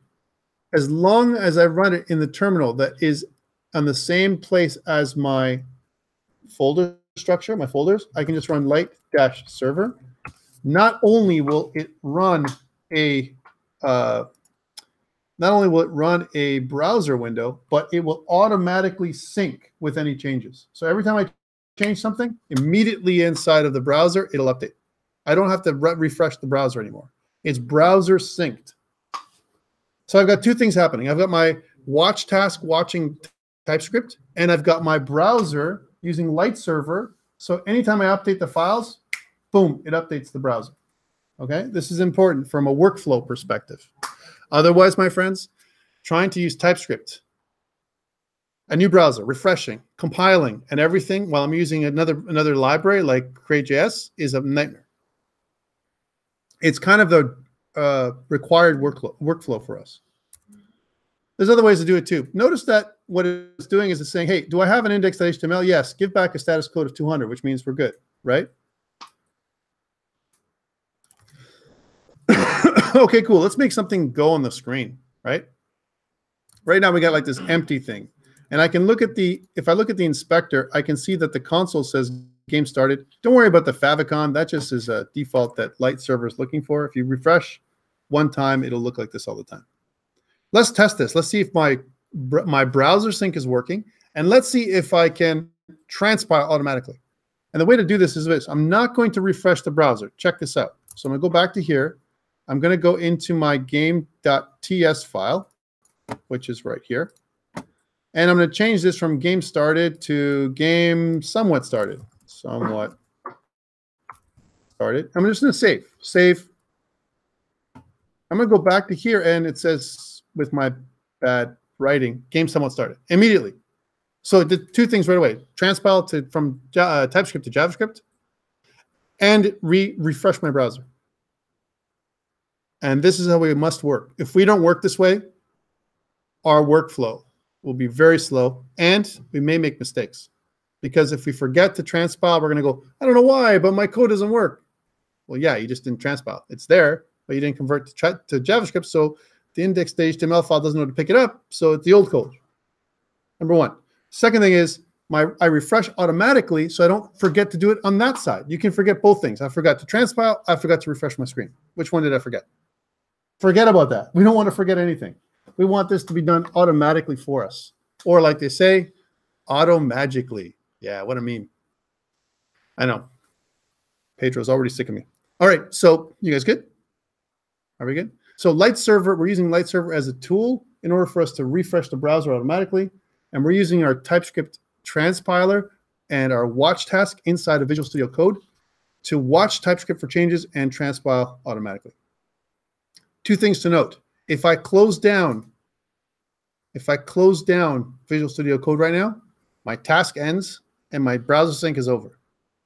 Because Visual Studio Code also has an embedded terminal, and if I close it down, all those things close down. Let's do it anyway. Let's just close down everything and then make sure we resync everything up, right? Because it's going to happen to you. Or you're like, oh man, I just closed down my Visual Studio Code and I'm done. I'm dead in the water. I don't know what to do again. Let's do it. So, but, oh man, if I refresh the screen here, it's going to go, I don't know what you're talking about. There's nothing going on. I got no server, right? So to relaunch this stuff, there's two things we can do. Visual Studio Code is smart enough to know the last project that was open with it. So I've actually launched Visual Studio Code here. I just put it in my my quick start. There's two things to note. One, I've got all these little editors here. I can always close them down. I can go here and close all my editors all at once. And I just see my project files. Okay. On the left, you see this number 4 with this little bubble. That means there's 4 changes that I haven't put up to GitHub yet. That's what this means. Okay. Let's put this up to GitHub before we launch everything. So I'm going to say git add dot git commit -m, and I'll say added TypeScript support. And then git push origin master. And now again, I've recorded all this stuff for you guys, so just in case you can't remember it, it's up on the recording. All right. Now I've pushed all this to GitHub. So now if you can't remember all that stuff, you can look at my GitHub repo and all the code for that is there. But we're not synced up. We don't have browser sync. We don't have a watch task looking at stuff. We don't have anything because we closed down Visual Studio Code and relaunched it. Okay, that's cool, but we need to get moving. We need to do more. This isn't enough for us today. We need to really push forward, especially if the power is going to go out in less than about half an hour. Hopefully not. You should be sure, right? Let's see what happens, right? All right, first of all, this is no good. This structure, two things. I mean, I would never be satisfied with my game.js hanging out inside scripts. I don't like that. I want to put another folder inside of scripts called core. And this is where my core files are going to be housed, okay? So let's change this now while we have a chance. So I'm going to go in here, make a new folder called core. And inside my core folder, I'm going to take my game.ts only, and I'll delete these so I can prove that they're going to be transpiled again. Take this my game.ts and move it into my core folder. Yay. And then I'll just delete these two things. Delete. And delete the map too. Oops, not this one, this one. So I'm deleting those things just to make sure. Now, we move things around. So that means in my index.html, that's wrong. Here's my index.html. My index.html should not be just in scripts game. It should be in scripts core game. That's where it's looking now. I had to change this path because now it's inside of core, right? Yay. And now let's transpile again. So how do I transpile? What's the command? Control-Shift-B on the PC. And on a Mac? Command-Shift-B. Command-Shift-B, right. Control-Shift-B, boom. Now I get two options, right? Control-Shift-B, watch or build. I want to click the watch task. And what this is going to do is launch the watch task and transpile everything in my core folder. In fact, it'll transpile everything in my project. Even if there's 20 folders, 50 folders, 100 folders, 1,000 folders, it'll transpile everything. Any changes anyway. Okay, number one. Two, I need to make this run. So I'm going to click this little plus button, and I'm just going to use light-server, which we installed, to run a watch task, right? To run the file and browser sync. So now I have my workflow. Okay, let's test to see if we can put this back really quickly without doing anything. So I'm going to go back to my code, right? Which is here inside scripts, inside core, inside game.ts, right? And I'm going to change this back to game started. And look, I'm not doing anything. All I'm doing is Control S for save. That's it. And when I switch back, it's game sum started, right? And if I get rid of sum and I save it again and go back, then it's going to show you game started, and it'll refresh automatically for you. All right. So when I switch back and forth, when you see me making something in Create.js in the future, and you see it somehow pop up on the screen, it's because I have my watch task running and I have my browser sync working. Okay, those two things. That's why it's running the way it's running. Not because I'm magic, but because I have two processes running in the background to help me with my workflow. Okay, I know I've pounded that to death, but I want to tell you that a couple times just so you don't forget. On the test in your midterm, you're going to have to do this on your own. You're going to have to know how to transpile. You're going to get there, by the way, because we're going to do lots and lots of examples from now until then, okay? You're going to know how to transpile. You're going to know how to run it in the browser. You're going to know how to make classes and objects and everything. Okay, next part. Are you ready for the next part? I know I'm a marathon today, but power's going to go out at 7. I don't know. I'm afraid. It's like an apocalypse, a zombie apocalypse. All right? This is bad. We don't have any weapons. All we have is Create.js, right? And we don't have a lot of time. So what do we do? Well, we know that we want to use Create.js, and there's a couple of ways to get these libraries, okay? I just want to point this out to you. One way is to download. So if I go to easel.js, and if I want to download this thing, I can just click download. And, well, there's a couple of options. I can go to GitHub and download it from there, or I can use the CDN, the Content Delivery Network. That might be good if I'm ready to deliver my game. I'm not. Or I can use Yarn, which is why I downloaded Yarn in the first place. In order for me to use Yarn, I need to do a Yarn init in the command line. So again, back to the command line. Again, Control backtick to bring up the integrated command terminal, right? I'm going to add, notice that there's some PowerShells here. There's one that says PowerShell by itself, or you can add a new one, a new terminal. In the terminal window, I'm going to clear it. Oh, not there. I'm going to clear. I'll press CLS, clear screen. They do the same thing. Here, I want to have Yarn. I want to use the Yarn command, and I want to put Yarn init. Remember, Yarn is another package manager that's going to help us get Create.js, the whole library, Create.js, easel.js, all those things. It's going to download them and install them in a certain spot. Okay, that's what yarn does for us, right? So I want to do a yarn init. It's like npm, but what it does is it does a few things slightly differently and faster than npm. Yes, you're asking a question. So yarn init is what I'm going to do. I'm doing that inside my my project structure. Okay. My name of my project is this, right? So I can just press enter. My question, my version is 1. That's fine. My description is COMP397. In the fall 2018 semester, lesson 1, create.js demo. That's what it is. That's my description of my project. My entry point, I can just leave as index.js. That's not right, but I'll leave it there for now. My repository URL, it picked up from my GitHub. I can just enter there. My author is me. My license is MIT, which is fine. My private, not really. I'm not private. And that's it. I just basically just pressed enter, enter, enter, enter, enter. Or I just added in a description. That's all I did different. All right. What this does, this little questionnaire, it's a batch file, yarn init. And what it does is it creates another file for you. The other file is called, if I look at the files here, package.json, which is what you get when you do an npm init. Okay, there's your package.json. And package.json is required. There's also this little underline, this green underline here. And the reason why is because package.json files require you to put all this in lowercase. This is no good. I just did this so that you can see if you get an underline, a curly underline, what that means. So COMP397, F2018, and then lesson 1. That's how that should be. All in lowercase. Are you with me? I know it's a lot. But don't worry. I'm going to give you the files on GitHub again. Right? So this file is required for Yarn to work. What Yarn does is it uses package.json as a manifest. So any files I put in there, it'll list as dependencies. Okay? I know. Pedro, you dead yet? Here we go. Here's the next one.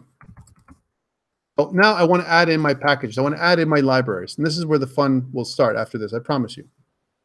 So in my terminal, I'm going to say yarn add. That's like npm install. That's how it used to be, right? Yarn add, and then the name of my package.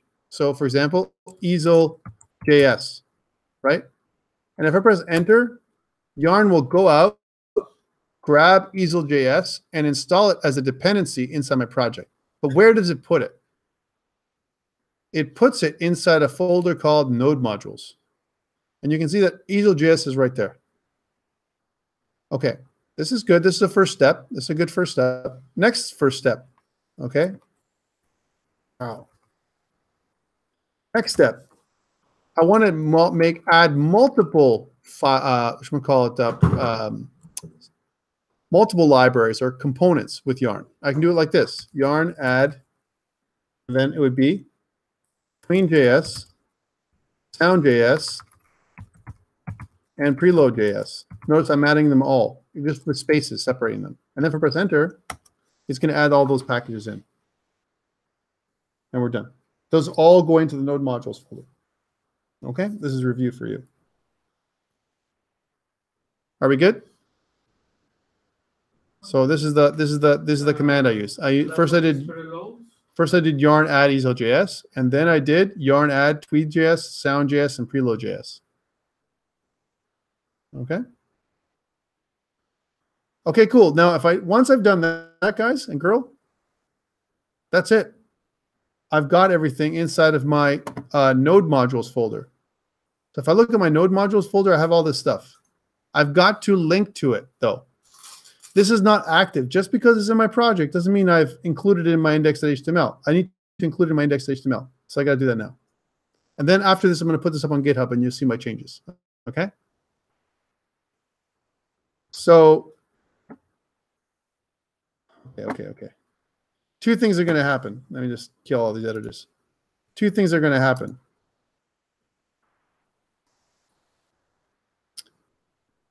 So I've got this. Notice that inside my package.json, it lists all the dependencies: easel, preload, sound, and tween. Okay, cool. Well, what I want to do now is link to them in my index.html. In my index.html right now, it doesn't do anything. All it links to is my own game.js file. I need to link to those files. So inside of here, in my script file, I'm going to say script, source. I'm going to go node modules. Actually, it's / node modules. And I'm going to take the / away for a second. Node modules / and then it's going to be easel.js. And then under easel.js, it's going to be lib. And then easel.js.min.js. So that's the path of my first library. Node modules, easel.js / lib / easel.js.min.js. That's just the file where it exists in the library. Okay, let's do the next one. So script, source, node modules, / and then I want to load tween. So here's tween.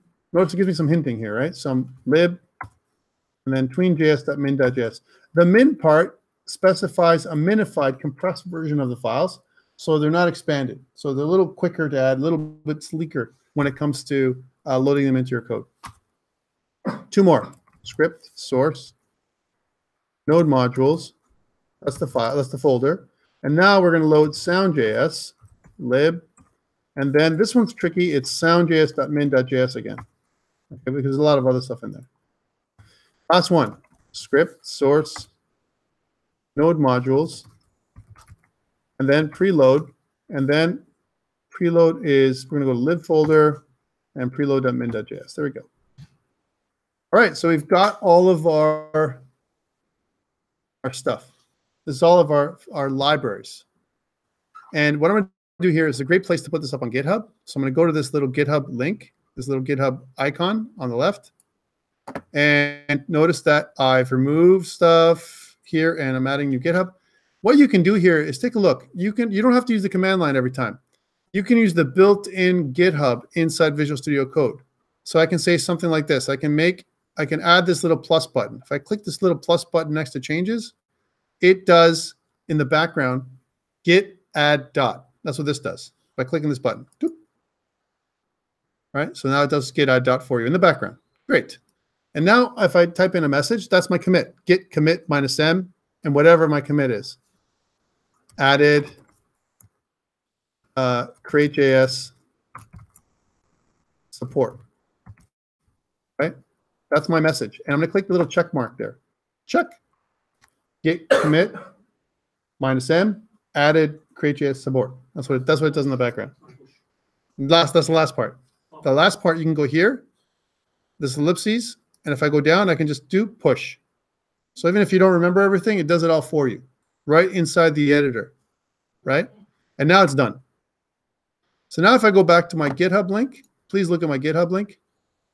If I go to GitHub, and if I go to Centennial, you can see now that I have a few commits. So here's my COMP397, and I can see that I have 3 commits, right? And my last commit was added create.js support. That's my last commit. And you can download this one or look at my files here and see what I've done. All right, cool. Now that I have these 4 libraries, I can take advantage of them inside of my game.ts file. How do I do this? Well, there's a couple more steps we have to take, but I want to show you this anyway. First of all, we need to get a reference to the canvas element. So I'm going to say let canvas, that's a new variable. I just took away my variable. Let canvas, which is of type HTML canvas element, right? That's what it is. I'm going to declare this. The canvas is of type HTML canvas element, right? Isn't that neat? So TypeScript allows us to kind of specify what type of what data type our variable is. Specifically, what type our canvas is, HTML canvas. The other one is I want to say that my stage, I want to have a stage object, and my stage is going to be of type create.js. Oh man, what the heck? I know this is going to happen, by the way. What the heck? I don't have any access to my libraries. What do you mean? I have to remember all of my API calls? This is terrible. It is terrible, but there's a fix for it. And we're going to use TypeScript for that. Because imagine if I had to recall all the create.js libraries and hope that it would work. I don't know. I'd have to look at the API documentation online, go through, make sure that all the calls are proper. That's not right. What if Visual Studio Code could give us that code hinting like you do in Visual Studio when you get IntelliSense for a new library you bring in, right? I want IntelliSense. How do I get it? Another install. Let's do an install. So clear. And I'm going to bring this over here. And here's the new thing I want to add it. Here's a yarn command. Yarn add. Erg. I get mad now. Yarn add. And here's the IntelliSense. They're types. At types. And then easel.js. At types. Queen.js. At types. Sound.js. And at types. Reload.js, and we're going to press at the end --dev, because these are development dependencies. My project would still run without them. They're just code hinting for me to make my life easier. So I don't need to have these things. I want them, right? If I press enter here, then what Yarn is going to do is going to go out, grab all of these type definition libraries, right, from my files and install them into Node modules. Now, I don't have to install anything anymore. All I have to do is I have to close down my files for a second, right, and open them back up. I'm not closing the project, just my files, my editors that are open. I'm going to go back to my game.ts now, and if you see, remember we had problems getting our type hinting before? I can say something like let stage be of type. Oh, man, there it is. Look at that, create.js beauty. Create.js dot, and now I get all my code hinting. Stage. So all those libraries are now available to me. I don't have to remember those API calls. They're right there. Guys, this is the third dependency that I've talked about tonight. Okay? First dependency is watch task. Second dependency is light server. Third dependency is type definition libraries for create.js. If you don't get those three things, your life will be hell when it comes to programming and doing this stuff. It'll just be too long. It'll take way too long for you to develop your game engine in this course. Okay? I mean, you could do it without. Okay? Everything that I've done here, you could totally do without. If you're a JavaScript ninja, you don't even need TypeScript. You could do it. But I'm trying to make your life a little easier by complicating it at the beginning. Okay? That's all I'm doing. Are we good? If you're not good, don't worry. I'm going to stop in a second before the power goes out. And then we're going to go there. All right? And remember, I'm recording the video, so you can always look at the video and go through. Okay, so I've got my stage. In order for me to make TypeScript work, the way, Create.js work, the way Create.js works is it does a couple things here. Let me draw another diagram for you. So the way that it works like this. I have a stage. The stage is like an element that looks like this. Let's suppose the stage, we'll make it black. We'll make the stage look like it's like this, right? Here's the stage. That's what we see right now. And it's a canvas. That's the canvas element, right? The canvas element is the HTML element that sits here. So this is the HTML canvas element. HTML canvas element. Okay, the HTML canvas element is sitting in your index.html. And what I want to do is, what Create.js does is it adds another layer on top of the canvas element called a stage. Okay, so this is the other layer. Imagine this layer is on top of this thing, all right? And instead of making it black, we'll make it gray. There's the canvas element. So this is the canvas element. And this is the stage. So this is create.js.stage. This is the stage element, or the stage container, if you will. And this stage container, this sits on top of the HTML element, HTML canvas element, right? And this container is where all my entire game is going to be contained within, right? So my game does not leave this container. It's inside there all the time. And the container is on the element, right? So I need to do two things. I need to instantiate an object of type create.js.stage, and I'm going to need to add this to the canvas, okay? And the way to do that is like this. In my start function, I'm going to do the following. I'm going to say something like stage is equal to a new create.js.stage. So there's my instantiation. And I'm going to pass in a reference to my canvas element, right? Canvas. However, we have a problem. What's the problem? We never made a reference to my canvas element. We just defined it here. My canvas is a canvas. Okay, cool. Well, what canvas is it? We need to use that old document.getElement by ID thing, right? But I don't prefer document.getElement by ID. I prefer something else. I say that my canvas then, right, is equal to document.getElements by tag name. Is by tag name. And if you get elements by tag name and you say specify my canvas element, and I specify the first canvas, which is the 0th canvas, therefore my canvas is a reference to the first canvas element that I get on the page. And then I pass a reference to this canvas into the stage when I create it in the constructor. Okay, that's what happens. And now, my friends, we have the situation that I drew, which is the canvas element, and on top of that, I have a layer, which is the stage, which is a logical layer that we made with Create.js. Okay? We need a couple of other things, though. We need a ticker. I need a clock, right? I need delta time, Pedro. I need people to kind of calculate when my updates are happening, right? Every update, I want to clear my stage, right? So I want to say that create.js.ticker.frame rate is equal to 60 frames per second. So this is like saying my game will run at 60 FPS. That's what this is doing. Okay. And then I want to make an event that listens for each of the ticks or each of the frames and calls the update function. So it's going to look like this. Create.js ticker.on tick. Every time there's a frame, right, that triggers, I want to call the update function. This update function will be called every frame. All right? When that happens, I want to update my stage. Stage.lowercase update. And what update does is it refreshes the stage, refreshes the stage, refreshes the stage over and over again, 60 times every second. It'll keep doing that over and over forever. This, my friends, is our game loop right here.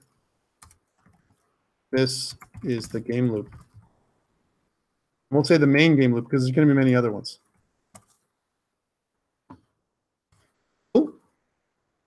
So here we set up the stage and the canvas. Here we set up the game loop. And we need one more thing. We need a function called main. Let's put that function in place. Function main. Right?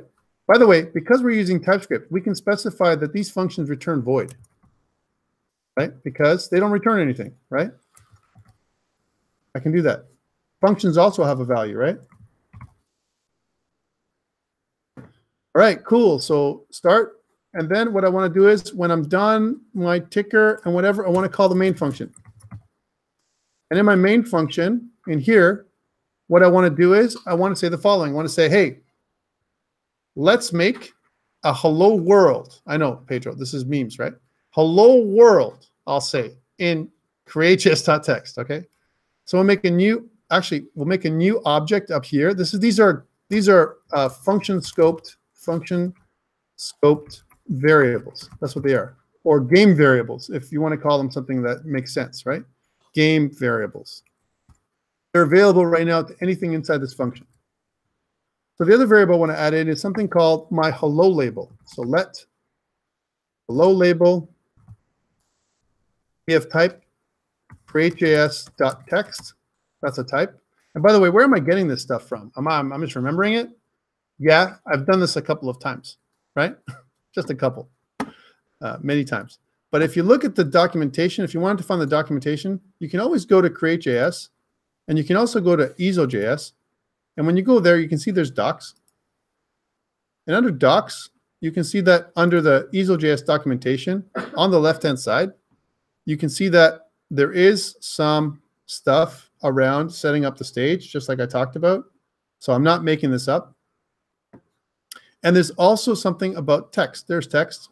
And you can see the text class. It gives you examples on how this text class works. right? So the text class takes 3 arguments: the text, the string of the text, the font of the text, and the color of the text. And then what it does is you have to add this object to the stage, right? Because the stage is a display list. Everything that you add to the stage gets automatically displayed on the canvas. Okay? So how does this work? It's going to work like this. I'm going to go to the main, and I'm going to say something like this. I'm going to say that, okay, well, hello label dot is equal to a new create.js, create.js.text object, and we're going to say that it's going to say hello world, proper way. It's going to be, the font is going to be 40, let's make it 60 pixels, and Consolus, which is a really ugly font, just to make Pedro crazy. And let's make it black, 000000. All right? All right, cool. That is my create.js.text, right? Great, but it hasn't been added to the stage. I need to do something like stage.addChild, and then hello label. And that, my friends, adds my hello label to my stage. Hey, if I did everything correctly, guess what? If I go back to the browser, it'll show me my hello world. Let's take a look. Maybe it will. Maybe it won't. Where is my browser? Here it is. No, not that one. I passed it. Here it is. But it's ugly. By the way, you'll notice something. This is not text you can copy paste. This is rasterized text. This is text that has been converted to pixels, right? So I cannot copy paste this text. I've taken the canvas, and I want you to think about the canvas as a whiteboard, right? I've pixelized, I put pixels on the whiteboard, and every frame I erase it and put those pixels back on the whiteboard again, over and over again, every frame. So this is not text like you see in a web page. You can never copy paste this text because it is rasterized text. It is an image actually, right? Okay, but I want to center this text. This text is like on the side. What the heck? Well, the default coordinate space for every game object you put on the stage is the top left corner is 0, 0, local coordinate space. The stage, the top left corner of the stage is right here on the corner. And the stage goes to the right, X is positive, and down, Y is positive. What do I mean by that? Let's make a new document. What I mean is the coordinate space, here's the coordinate space, right? So if I have my canvas or my stage, actually, I know there's a lot here today, but this is how we must start. So here's my stage. And if you notice on the top left corner, this is 0, 0 of my stage, right? And X is positive this way. So X is positive this way. And Y is positive this way, okay? So when I start counting, I can say that X of 100 and Y of 100 is going to be somewhere down here, right, as an example, right? Okay, cool. What about if I want to go up the stage? That means I have to go negative Y. I need to subtract Y because Y goes positive this way and negative that way, which is counterintuitive for us because we always think when we go up, it's positive, but not so with this coordinate system. This coordinate system, when you go up, it's down. And like positive is down and negative is up for Y only, okay? By the way, this same coordinate space is for every object you add to the stage. That means that for my hello world, the registration mark is on the top left corner. Let's go back to that. So the registration mark, right, is an area that is the pivot point. So for my any game object or any object that I want, the registration point, what the heck? I meant to do something totally different, of course. I meant to do something like this. There we go. the registration point is like, think about it as a dot. So it's right now it's on the top left corner by default. All right. That is the pivot point of every object. So when I rotate it, it'll rotate around that registration point, right? And that's okay.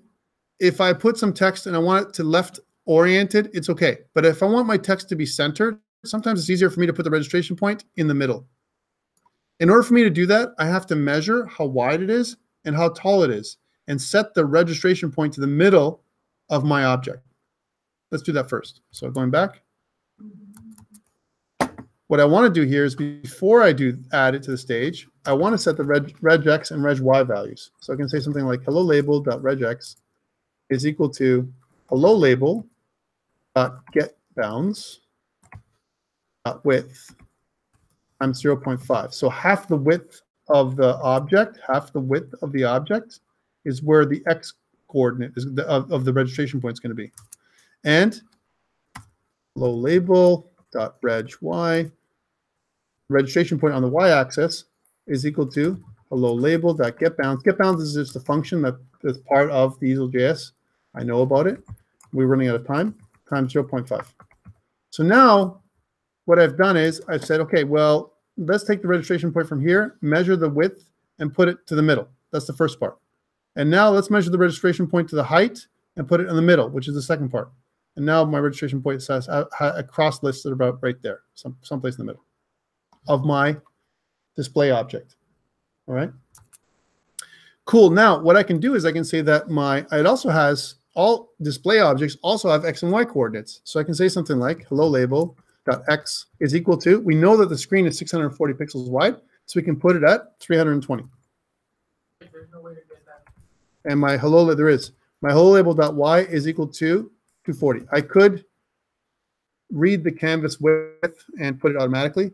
I'm just hard coding the values for now, just to make it easier for you. But later on, we'll do everything else you're talking about, Pedro. Just bear with me.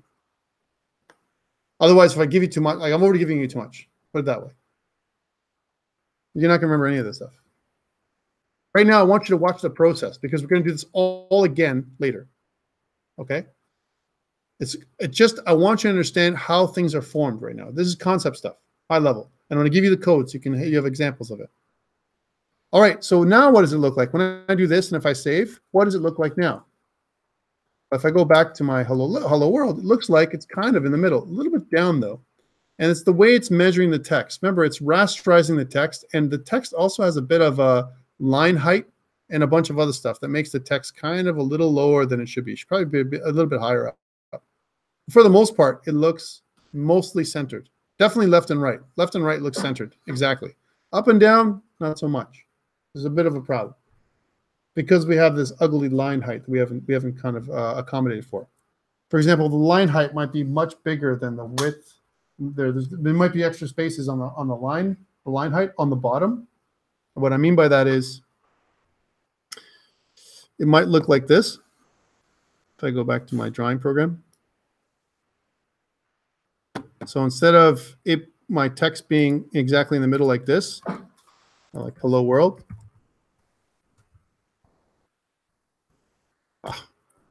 Right, and let's make this really bigger so you can see what I'm talking about.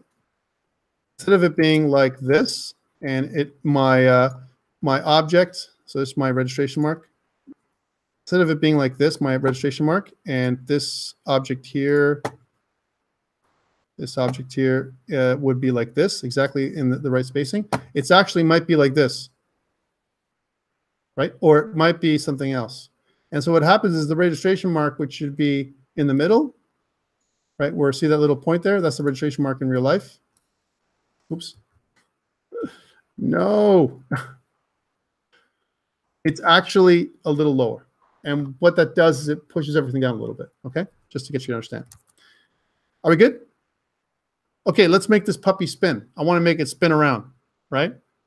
I want to animate it just for Pedro to make him so he's less bored, right? So I'm going to go back to this. And now that we've defined the object and we've added it to the stage, because the object, hello label, is a global object inside of our function, and it's available here, I can also access it in our update function. My update function triggers every frame. So any animation I want to do, I can do in there, right?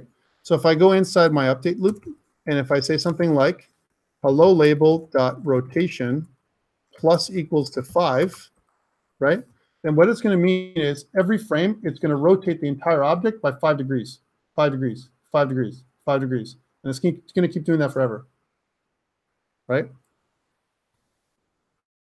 It is. A little bit wobbly because I told you the center is not perfect, right? But I'm making hello world rotate. I know, it's so interesting. And if I want to make it go the other way, I can just minus equals, and now it will just rotate the other way just for Pedro. So it can go backwards and forwards, Pedro, just for you. Pedro's paying attention to his other stuff over there. All right. So that's all I'm doing. I'm rotating it one way, and I'm rotating that. How can I do this? Because the text is not text. The text is an object. It's a container. And the container itself is what I'm moving, the coordinate space, the whole coordinate space I'm translating. And the translations, the matrices and everything else, the calculations, all being done for me. I don't have to worry about it. Otherwise, we would have to be creating some crazy stuff this semester. We don't have time for it. We'd have to do a lot of math. And I want to try to take the math as much out of it as possible. That's why I'm using Crius. Otherwise, I would just do it from scratch, like really from scratch, with none of this stuff. Because you can use the Canvas API, low-level API, to do all this by yourself. And we'll do that next week. This week, I want you to appreciate Crius for what it is, what it can do for us. Next week, we're going to go over the low-level Canvas API with no Crius and see how difficult it is. And it's pretty crazy. Well, it's not that crazy, but just extra work. Anyway, so this is the rotation. That's how you do labels. That's nice. Or that's how you do a text object. But the problem is that, we need some additional work. I want to make a button. And there are no buttons in Crius. The way to do that is, hey, it's 7:01. The lights are still on, man. I want to make, instead of a button, I want to make a bitmap. Because the way we make buttons in Crius, we make a bitmap, the image for the button. We can layer a label on top of it or not. I'm not going to make a label. I'm just going to make a button. And I'll make it here. Yeah. I don't know why the lights and stuff are supposed to go off, but won't your thing suddenly stop? Might. Then we'll lose the recording. I'll do it again next week. Don't worry. And plus, you have the last recording, the recording before that, and recording before that that's on YouTube. Say, don't do that. Don't do your magic. Stop your magic. Okay. I want to make a button that's about 150 by about 50 high. That's my button height. There it is. And in my button height, I want to make it so that it is a rectangle. Here's my rectangle. Actually, let's not make it a rectangle. Rectangle is too boring. Let us make it an ellipse. Just, because. Here's an ellipse. There's my ellipse. And we'll make it blue. Just because, I'm a boy. And then we like blue colors. I'm lying. I like all colors. All right, and let's get rid of the white because I don't want to make this white and square. I want to make it transparent. So we'll go canvas. Canvas.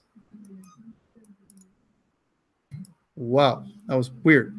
Canvas, color, and I'm going to make this transparent. Yay, there we go. So my canvas color is not transparent. Right? There's my transparent. And I'll write some stuff there that says, I'll write some code or text that says, click me.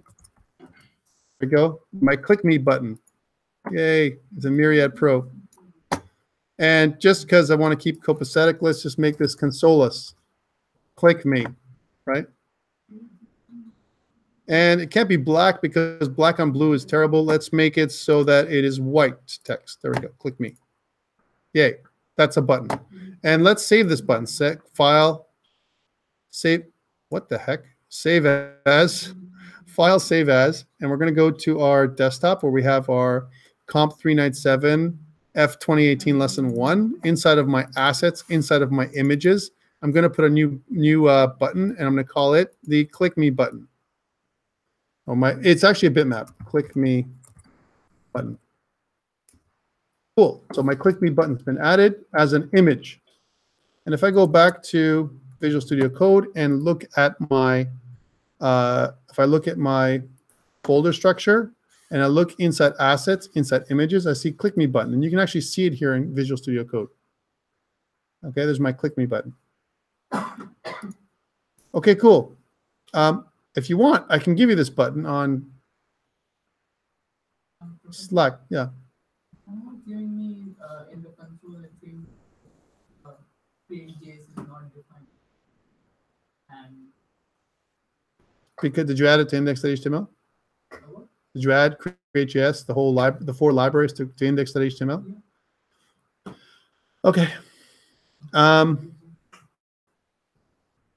Well, let me talk to you after, okay? So I can get this done, and then we're almost done. I'm going to stop because I know that there's going to be some kind of weird thing going on. All right, so I got this ugly click me button, and not quite perfectly shaped because look, it's a little square here, but round here. That's fine. And what I want to do is I want to make a button. It's not really a button right now. It's just a bitmap, right? So what I want to do is I want to go to game.ts, and I want to declare this as a button. So I'm going to say something like this. I'm going to say let click me button is going to be really not a button, but actually a create.js.bitmap. That's what it's going to be. That's my click me button. And inside my main, I'm going to say something like click me button is equal to a new create.js. It's very similar now. We're going to see bitmap. And we're going to pass in the reference of where this thing is. Okay, so now we know that it's going to be under assets, images, click me button.png, where it is, right? Because that's the path. I know it because I've done it a lot of times. If you don't know it, you can always look at your thing here and go, look, here I am. I'm in assets, images, click me button.png. Right? All right, so that's that. That's my click me button. I've created it, and now I got to do some similar stuff to this, right? Because I want to center the button. So I'm going to do all this again. So I might as well copy this and replace the stuff that I need to replace instead of typing it all by hand because we're running out of time. So instead of hello label, I want to do click me button, and there we go, nice and easy. And instead of 320 by 240, it's going to be lower than 240. 320 is correct because that's the middle of the screen, but 240 is got to be something like 360, something like that. Okay, and let's see if that appears. And no. What did I do wrong? I didn't add it to the stage. There we go. So I need to add the click me button to the display list. There we go. But it doesn't do anything right now. It's just an image, right? I want to click this click me button, and I want to change this hello world text to something else. How do I do that? Well, I need to make an event listener, right? So again, I can go to click me button.onClick. And I want to call an inline event listener that basically says that when my button is clicked, I want to take the hello labels.text attributes and I want it to change to clicked. Okay, but this is a problem because guess what? My registration values are with the width of the original label, which is hello world, which is much larger than clicked. So it's going to be off the left, right? Just letting you know. Okay, cool. Let's try this out. So, right? It clicks. I have a button. If I click again, doesn't matter how many times, it's not going to change. Wouldn't it be nice though when I hover over the button, right? I get some kind of visual feedback. Sure. Let's add another event. Click me button dot on mouse over, right? I want to do a function that basically says my hello label dot is it alpha? Alpha is equal to 0.7. And you know what? That's 70%. So this basically makes it 30% transparent. And then when I flow back on off of it, click me button dot on mouse out. So when I leave the button, then I'll do another function that basically does hello label dot alpha is equal to 1.0. So back to 100%. And if I do this and I save, go back. And if I hover over, it doesn't work because there's a piece missing. Up in here, we need to tell the stage that we should respond to mouse events. And we can say that right here. We can say stage.mouse enable mouse over. And we'll pass in a 20 to indicate 20 frames per second. Well, we're going to see 20 frames per second. We're going to check to see if mouse overs happen. And we do that. And if I go over, then I can see that. Wait, what the? Not hello world. I don't want to change that part. I want to change the click me button, man. I changed the wrong thing. It worked.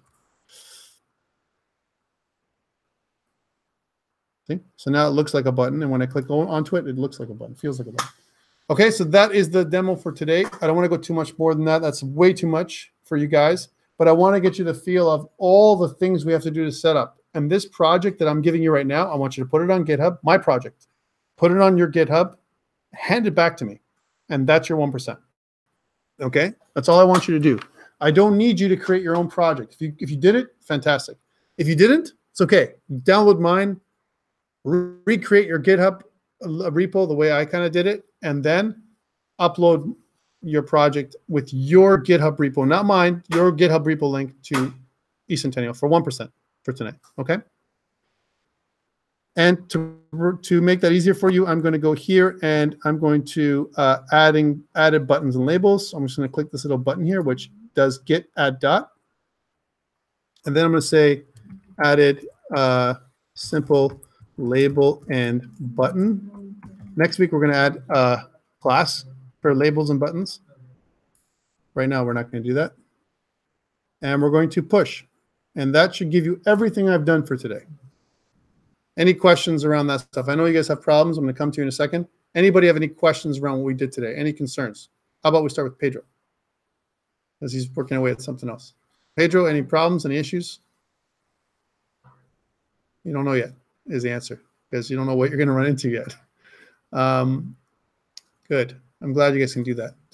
Was anyone successful at making it rotate and all that kind of stuff and following along? I know it's a lot that I gave you. I know I see one person that kind of, did you download it or did you make it work on your own? Did you make it work? Good. Excellent. You made it work too? Good.